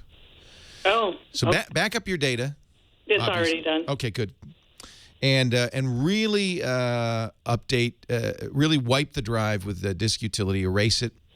I would even repartition it so that just start from scratch, install the new operating system, then restore your applications and your data.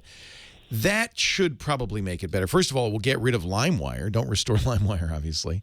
And any cruft that LimeWire left lying around. The problem is very likely that your drive is a little, what happens is if the drive gets hard to read, the operating system doesn't give up.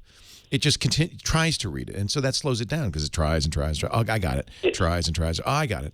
And you might even hear it as a hard drive sounding like it's laboring a little bit. It's working a little hard.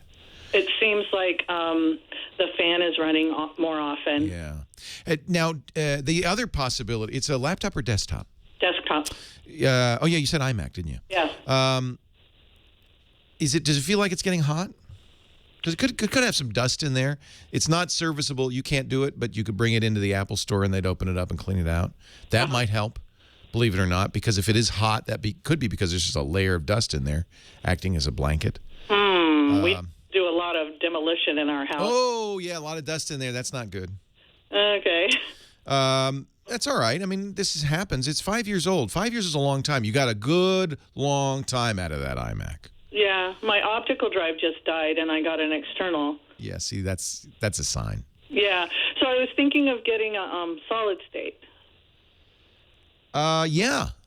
I'm not. This is the same question we had from the guy with the Acer. It might be too old to really benefit from a solid state drive. And How much RAM is in your Mac? It's 4 gigs. Okay, good. A 4 gig 2008 iMac should run Mavericks very nicely. If it's just that the hard drive has never been reformatting it sometimes is enough. Rewriting all that data might be enough. And you might say, hey, it's really great. It's running fast again. In which case, you don't need to get a new Right. machine. I know that's going to be like about $800. So I just go to disk repair and do... Disk utility. So what you're going to do is you're going to first download Mavericks. Mavericks? Yeah, that's the name of the new operating system. OS 10, 10.9. Oh, I didn't realize. Oh, okay. Just came out. And it's free. Free for everybody from Snow Leopard and up. Okay, great. So if you download that, then you and you can Google this. I'll put a link in the show notes at Tech Guy Labs. You're gonna need to get a program that will make a boot disk out of a USB key for you. You'll need a 16 gig USB key. Okay, I have one. I'm sure you do. Everybody does. They come in cereal boxes now, I think. Yeah. But you can also Google make bootable USB from Mavericks, and you'll be able to find this program. It's a free program. You can also do it in the terminal. That's how I did it. And it will what it'll do is it'll make because Apple doesn't distribute these anymore, but it'll make a bootable USB key with the new operating system on it. Okay. And then you'll reboot your iMac after copying everything you want, because remember, this is going to erase everything. Yeah. You'll reboot your iMac, It'll boot up from the, hold down the Option key and say boot from the USB key. And then you can run disk utility on the USB keys. You can't run it on the main Mac. You run it on the disk utility on the main USB key. It's on there. And wipe the drive. Just erase everything. Repartition it, write it, and then install the operating system. Before you do much more, just run it, play with it a little bit, see how it runs. Okay. And if it feels like it's better, then that may be all you needed to do. Okay. All right. Cool. That sounds good. It's nice that it's free. Mm-hmm. I think this is smart of them. Yeah. Yeah. And while it is 75 years old in human terms, it's still, I hate to see somebody throw out something, that's really functional. So let's see if we can fix that. The next option, if it isn't faster, is maybe replacing that hard drive, which isn't too expensive, but does require service personnel to do that. It's very hard to replace the hard drive in an iMac. It takes a suction cup to remove. I mean, literally, you don't even want to know. And then put a new hard drive in there and do the same thing. And that may be all it is. The fact that the optical drive died tells me you're probably getting to the edge. Optical drives don't typically die unless there's a lot of dust construction going on. My first book I wrote with Gina Smith. The original name was How Do I Get the Dog Hair Out of the Disk Drive? It was answers to most common computer questions, and that question was how to keep all the dust and hairs and stuff out of your computer. We were going to suggest putting pantyhose over the fan. Leo Laporte, the tech guy. The publisher, unfortunately, didn't like the title and changed it to the very generic 101 computer answers you need to know. And really killed the book because literally a week later, Kim Commando came out with a book called 1,001 Computer Answers You Need to Know. And I figure you're in the store, you say, well, 100 or 1,000? I'm going to go with 1,000. Yeah, it's fine. Books are a bad bet. Never write a book. My advice to you. Leo Laporte, the tech guy. 8888 Ask Leo. That's the phone number. 888-827-5536. Toll free from anywhere in the U.S. or Canada. Outside the U.S. or Canada, use Skype. Our website, I got to remind you, techguylabs.com. Already several times on the show I've said, well, I'll put the link up on techguylabs.com. That's the place to go. When you get to techguylabs.com, you'll see that we've organized it by show. This is episode 1025. There's audio and video from every show up there. There's also, we've divided it by show, but also by question. So you can go to hour 2, question 4 of any given show. So you'll see the question, you'll see the answer, you'll see after the fact. We won't have it up for a couple of days, but there'll be audio and video of that. And then I hope if you have if you're listening and you go, what, they're wrong. Leo, don't you know if that's happening, then you should do this. And that I want you to do that. It helps no one to yell at the radio. Maybe makes you feel better. Hurts my feelings, but maybe it makes you feel better. But the best thing to do would be go to the website. It doesn't hurt my feelings. If you add that to the comment, it just makes the website that much more useful. And I rush to say this: it is free. There is no charge to use the website. It will always be free. I don't have to. I know sometimes radio shows charge for their podcasts or their website. We don't have to. We have great advertisers, and they pay plenty of money to be on this show, so we don't need to make money off of you. 8888. Ask Leo. Beanboy89 in our chat room. That's another thing you'll find at the website, techguylabs.com. I'll link to our chat room. Beanboy89 there says, I don't yell at the radio, I yell at the live stream. That's okay, too. That I can hear, though. So I just, little word of warning. Heather Hammond, our phone ranger here, answering the calls, helping me out.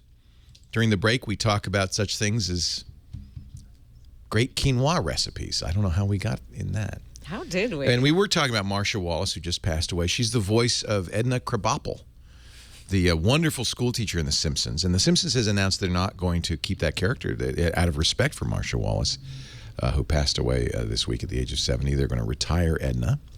As you said, I hope she runs off with Principal Skinner or something, to something Willie the groundskeeper. She's a single gal after my own heart. But we were playing, and you might have heard a little bit of it, a montage of laughs. This is why I love YouTube.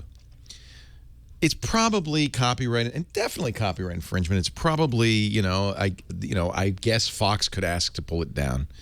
But YouTube is so great for stuff like this, and I don't think this in any way hurts The Simpsons. Right. Somebody has taken a montage of Edna Krabappel's laughter.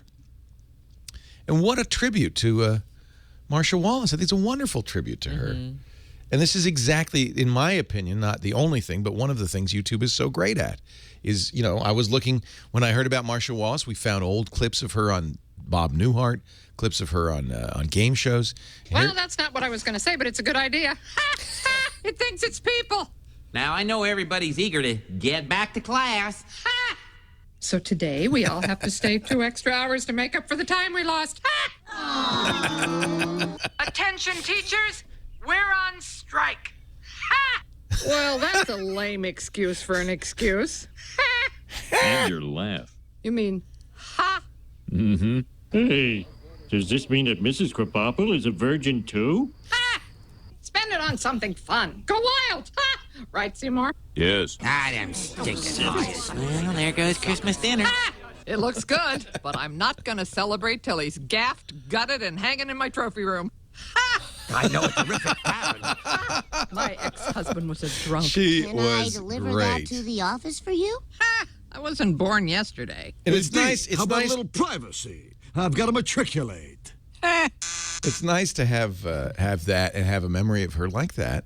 And I think the problem with cartoon voices, you often don't know who did the voice. So that's a great little tribute. I wonder how long before it's pulled down. I hope Fox doesn't. Right? Yeah, don't pull it. Well, that's the problem. Is it's obviously great marketing. That doesn't mean the television industry, the movie industry understands that. Well, that's our stuff. You shouldn't have that up there. That's not good. And what's interesting is technically, me playing this is completely legal because it's newsworthy.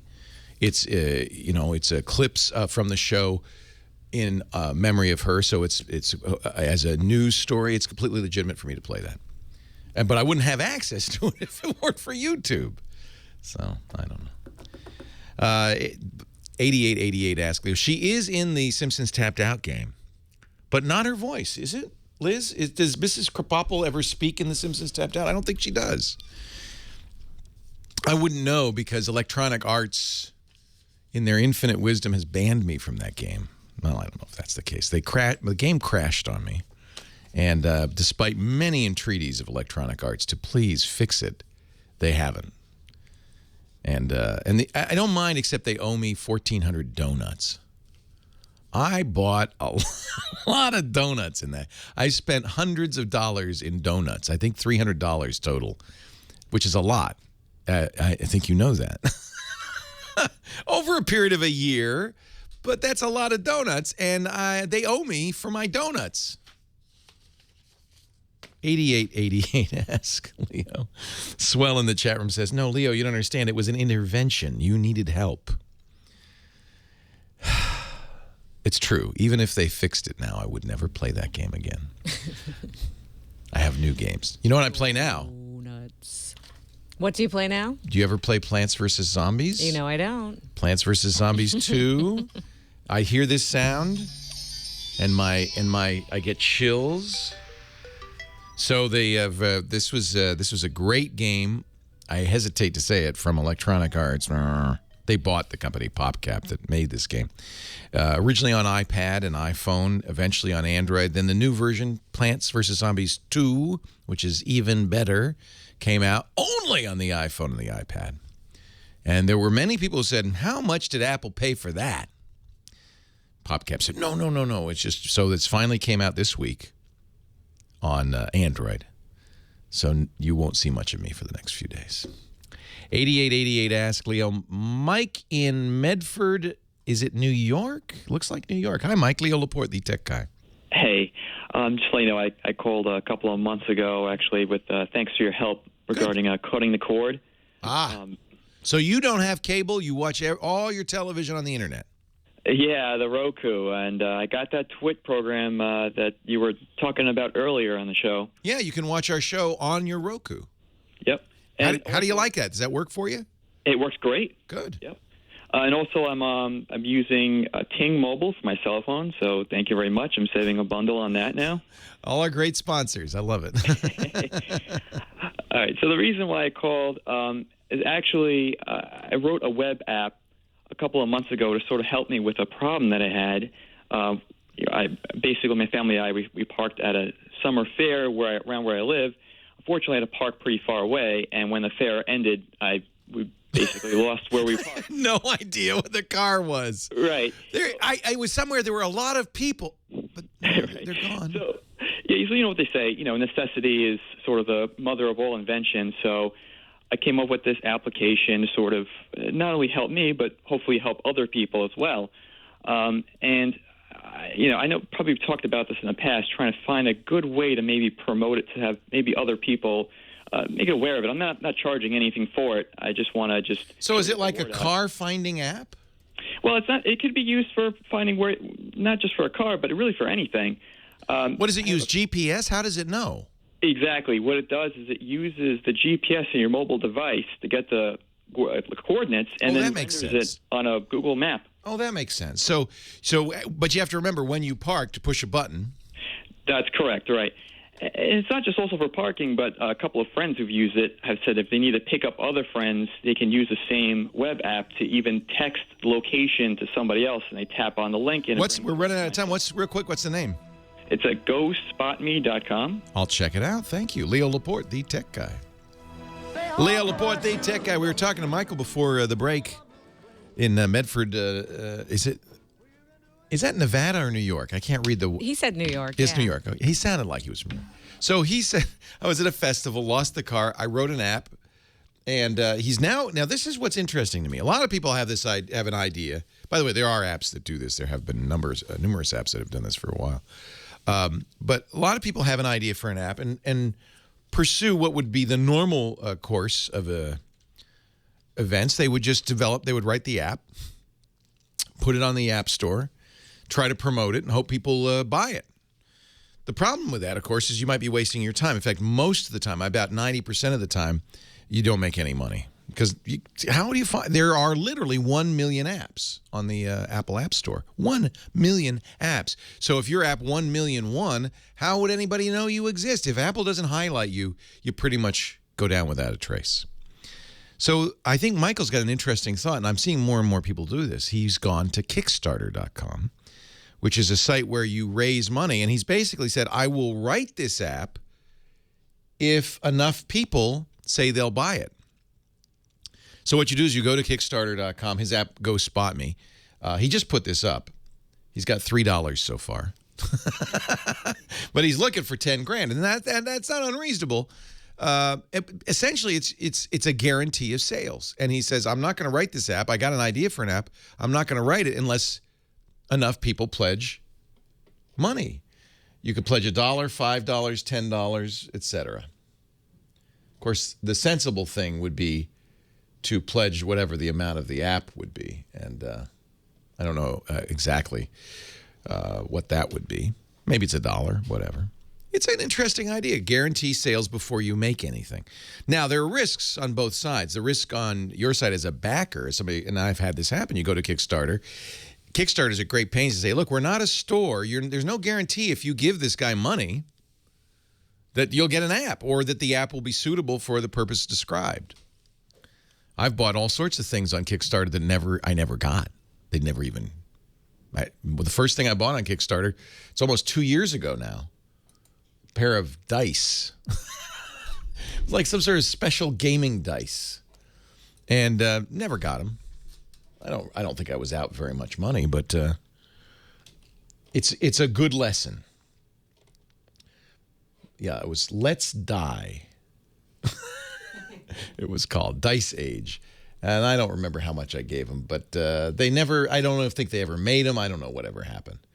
But there's no guarantee when you go to, in fact, you should read. Now, Kickstarter, at the bottom, Kickstarter describes all of the issues, and Kickstarter has started to require people who want to go to Kickstarter to raise money to do a few things. For instance, you can no longer make a movie that is computer-generated of hardware. Like, look how great this looks, because it's made up.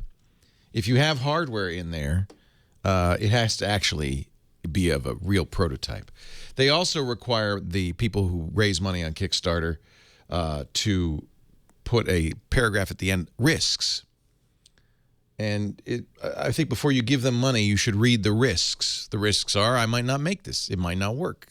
If it works, it might not work on your phone. All these risks, right?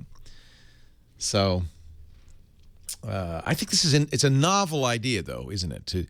Instead of making the app and hoping, or writing a book and hoping, or making a movie and hoping, you can assess the market. You could say, well, if I were to make this, would you buy it? The way Kickstarter works, you don't actually give him any money until he reaches his goal. In this case, $10,000. So you can pledge money. You say, well, I'll give you $1 if you get 9,999 other people to give you $1.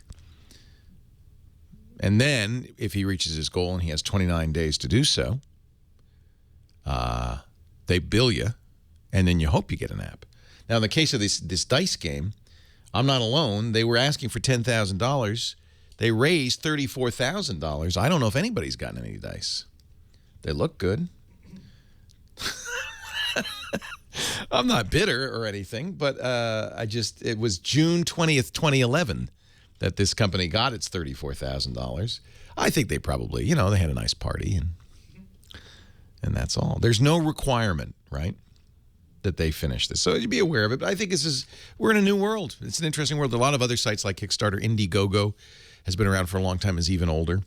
I gave some money on Indiegogo for a chef's knife. Now, see, I think this is an interesting example. I don't know if have I mentioned this on the show? I don't think so. It's a company that wants to make cutlery, knives that take a long time to get dull, out of a new kind of metal. They call it V-matter. It was created, I think it was at Cal Poly a few years ago, invented. It's some alloy of, it's like selenium and titanium. It's very hard to make. It's more glass-like than metal. It doesn't ever dull, blah, blah, blah. And I thought, well, this is kind of intriguing. And I like to cook, and a good knife that doesn't get dull. I've bought ceramic knives with the same kind of hope. The idea of this was as a mixture of ceramic, the ideas of ceramic and metal together. They were asking for $100,000. I figured, well, they'll never raise that much money. But I thought, well, maybe they will. And so I put in a bid for a knife. This is at Indiegogo. They did fund. They're going to make them. I'm really happy about this. They actually sent me a knife because they heard about, I was talking about it on the radio or something. They sent me a knife, and it's quite a nice knife. So the good news is, you can't give them any more money. They've reached their goal, but the good news is they will now have enough money. They raised $100,000 to put this into production and then sell it into stores. So in effect, you've capitalized this, but you're not an investor. That's the important thing to understand. Maybe you'll get some knives, maybe you won't. But even if you get the knives, you don't have any interest in the company. You've just given them money because you thought it was a good thing. We're in an interesting world. I'm not sure I recommend if you do it, go in with open eyes if you donate to Indiegogo or Kickstarter.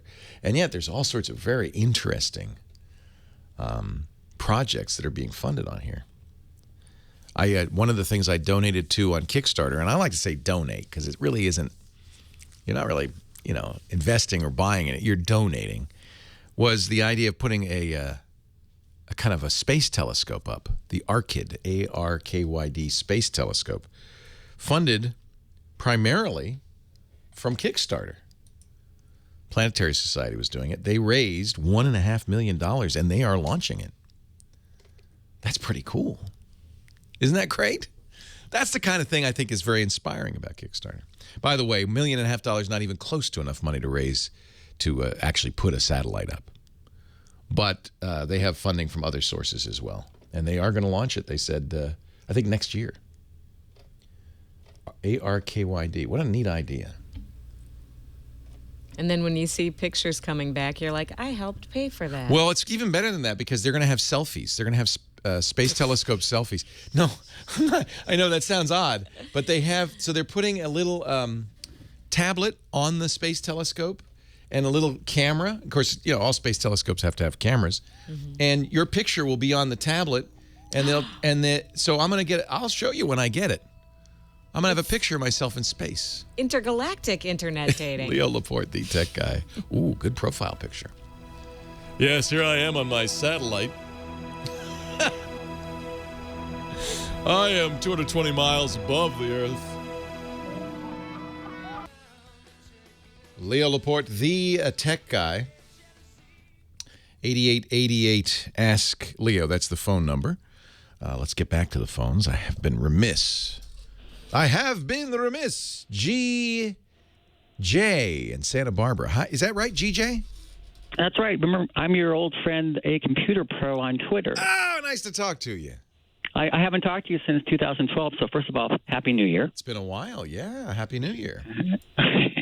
And I wanted to talk to you about Pebble. I had a Pebble. Before that, I want to make a quick mention on this the Crypto Locker program. Yes. One of the most important things people can do is to turn on file history in Windows 8 or volume shadow copy in Windows 7 and below to protect yourself and have those go to an external drive. That's a good way. Well, and this is maybe yes, maybe no, because the issue is hot backups. If you have a backup that's hot and is running, remember that what Crypto Locker does, this is a virus. We'll have Steve Gibson on to talk about it tomorrow. But what it does is it encrypts your files using good encryption, strong encryption, and then you have to pay a ransom to unencrypt them.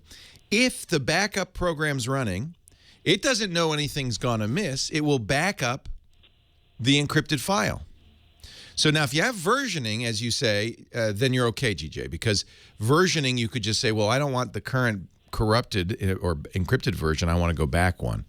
But if you don't have versioning and you back it up, you're backing up the encrypted data on top of the old data, and that's problematic. So yeah, be a little careful. Don't assume that all backups are okay, because a hot backup, that is a backup that doesn't pay attention, just updates it, is going to be. But you're right. Windows 8 has this versioning system, which is quite good. Shadow copy does the same thing, right? Yeah, it's like the time machine feature in the Mac OS. It keeps all the versions back as long as you have the hard drive. See, that's great. Space yeah, that's great. Yeah, exactly. So that's, in that case, it's a hot backup, but it preserves previous versions, which is what you need. Backup is so important now, boy, I tell you. Now, before you were talking about Kickstarter, and that's a good lead into the Pebble, which was a Kickstarter project. Very successful, one of the most successful of all time. And I got mine at Best Buy about 2 months ago, and it worked flawlessly for 45 days and then just died. So I contacted Pebble support from their website on the 17th of October, never heard from them. Went to Twitter because I have, almost 8,000 followers. Figured I could generate a little bit of momentum to get the support. And I even tweeted to Miriam Jouret. Is that how you say it? Yeah, Miriam is now in charge of evangelizing for Pebble. Well, she retweeted to Pebble support that I was frustrated, and I actually gave the Pebble back because I had 45 days return, and now this is the 26th today, and still no conversation, no email, nothing from Pebble support. So that's too bad. Let me tell people what the Pebble is. It's a smartwatch. It was inspired by the fact that the founders noticed a lot of people were taking their iPod Nanos, the little square, the one that Apple discontinued, the little square one. And in fact, this was an earlier Kickstarter project to make watch bands for the iPod Nano. They were wearing as watches. And they said, well, we could do better than that. We could make a smartwatch that ties to your phone, gives you notifications, customizable watch faces, and so forth. They raised $10.2 million on Kickstarter. They only asked for 100,000. They raised in 30 days. They got 69,000 backers. Now, I have a Pebble watch. I'll tell you what. I'll give you mine, GJ. I don't use the darn thing because I just don't find it that useful. And I've tried the Galaxy Gear, which is more useful. It has a camera and stuff. Still not enough. In fact, we're seeing pretty high return rates on the Galaxy Gear at Best Buy. These watches are kind of interesting, but not yet really compelling, in my opinion. I'm really sorry it's not working. I mean, if you think about this was just a couple of guys who had a good idea. They raised a lot more money than they thought they would raise in a very short period of time. They kind of had, in some ways, your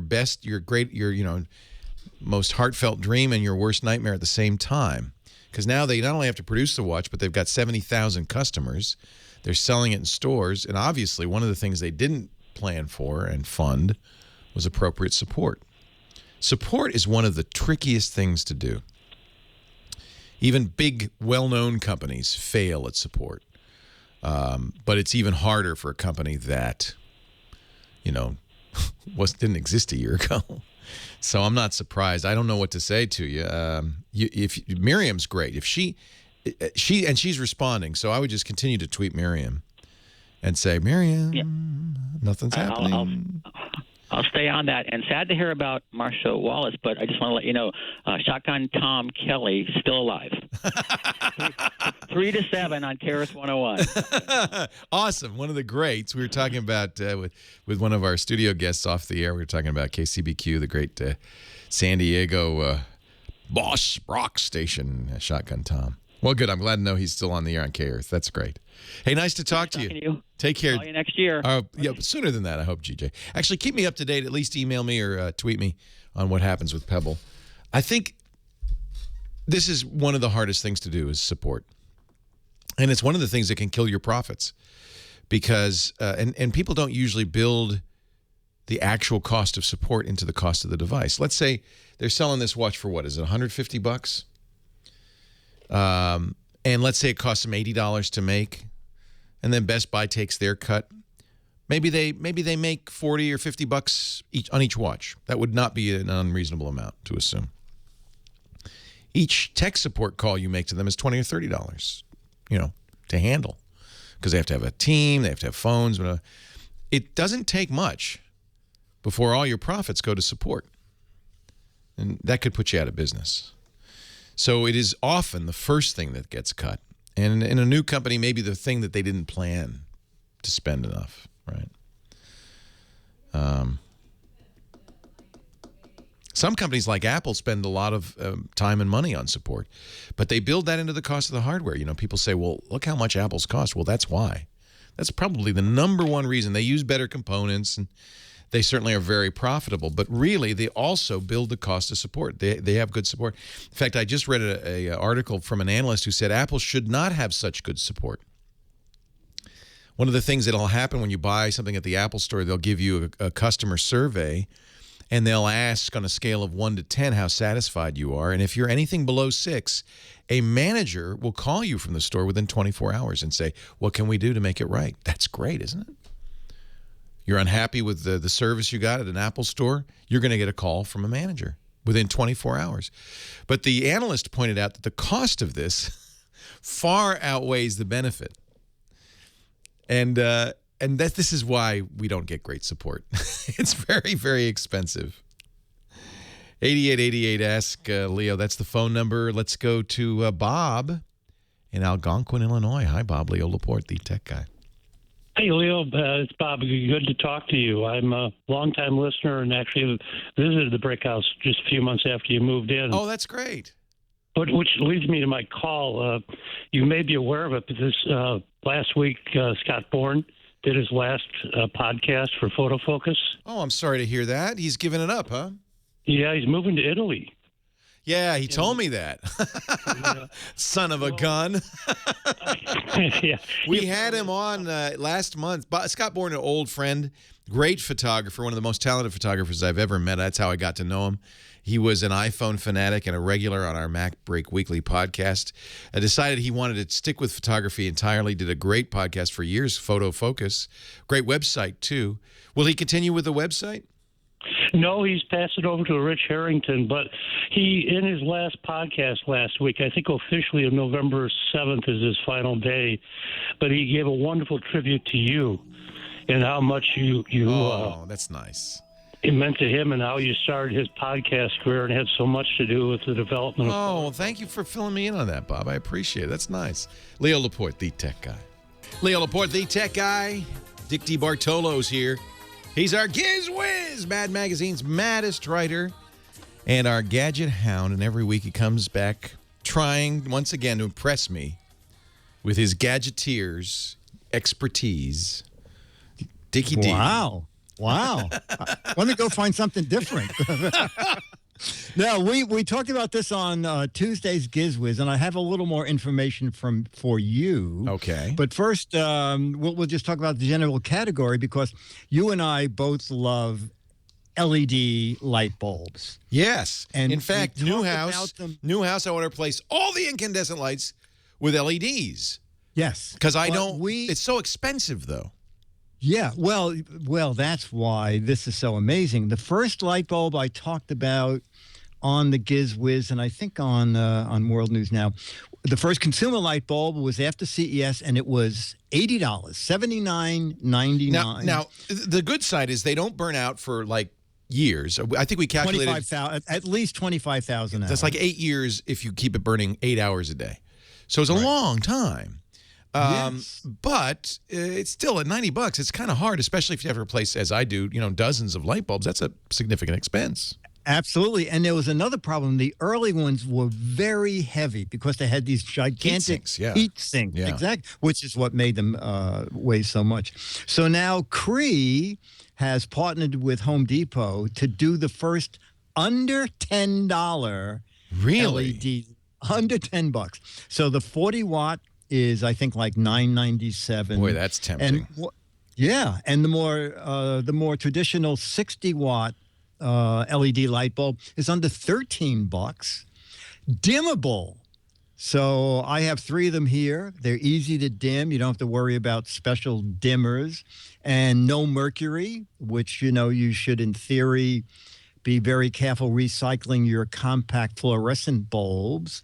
And also the soft white looks very much like an incandescent bulb, so you don't get that bluish haze that you tend to get with compact fluorescent. And I know you said that you were interested in reflector bulbs. Yeah. So Cree makes a reflector bulb. It's a reflector flood. That's what I need. Okay, good. Yeah. A little more expensive, Leo. It's I think it's $21.97. So I have 4 floods like really high up, and I don't want to have to go up there. Perfect. Again. Yeah. This is perfect. I can't believe. Now, is Cree good? I mean, these are going to be good. I don't know. Cree makes a lot of stuff. I know the people at Home Depot said that the LED bulbs are theirs exclusively. I don't know, forever. I think for that's how long. for a little while. Yeah, but yeah, probably. But I mean, everybody has I have a Home Depot up the road a bit. Yeah. So we have 2 of them in New York City. I know nobody should be using incandescent anymore because they don't last very long. They use a lot of power. I mean, we're talking a significant savings in power. It's much better for the environment. Yeah. And for a while I think that's right. And in Australia, they made incandescence illegal. But what we all thought we'd be using these compact fluorescents, but they're, you can't dim them. There's all sorts of issues with them, and they don't last all that long. In fact, a lot of the compact fluorescents I bought with the presumption they'd last 5 or 6 years, a year later are gone. No, it's interesting because the other day I had to replace the whole light. And I remember when the handyman was putting in, he said, you won't have to replace this light for years and years. Yeah. And when I went out to replace it, the base was burned. Is it the ballast in there? Was starting ballast. to melt. Yeah, that's what you need in a fluorescent. Yeah. Yeah. So I think they LED get is a superior technology, and these it's a well-known technology. LEDs last a good long time. They get a little dimmer with age. Oh, and that's the other thing. You can't use doesn't? it. Yeah, I'm much dimmer. That's the other thing, though. Some of them you can't use a dimmer on. These you can use a dimmer on. These you can use a dimmer on. Exactly. See, that's important, too. Because when I get up, the last thing I want is a bright light shining in my eyes. I want No, you can dim them. And, I have my hues that are programmed that I can control by my phone, and I can actually have them come on in the morning at an alarm time and slowly get brighter. I can have them change color. I can have them start with like sun. I can have literally have a sunrise. Do you have the ability to say match my wallpaper? Yes. Wow. You take a picture of your wallpaper. You open up that picture in your Hue app on your smartphone. These are from Philips. They're more expensive. They're $60 each, but I'm sure they'll drop now as LED prices go down. You open it up in the app and you say, see this color right here on this picture. You drop a little button on it. You say, make that light that color, and it does it.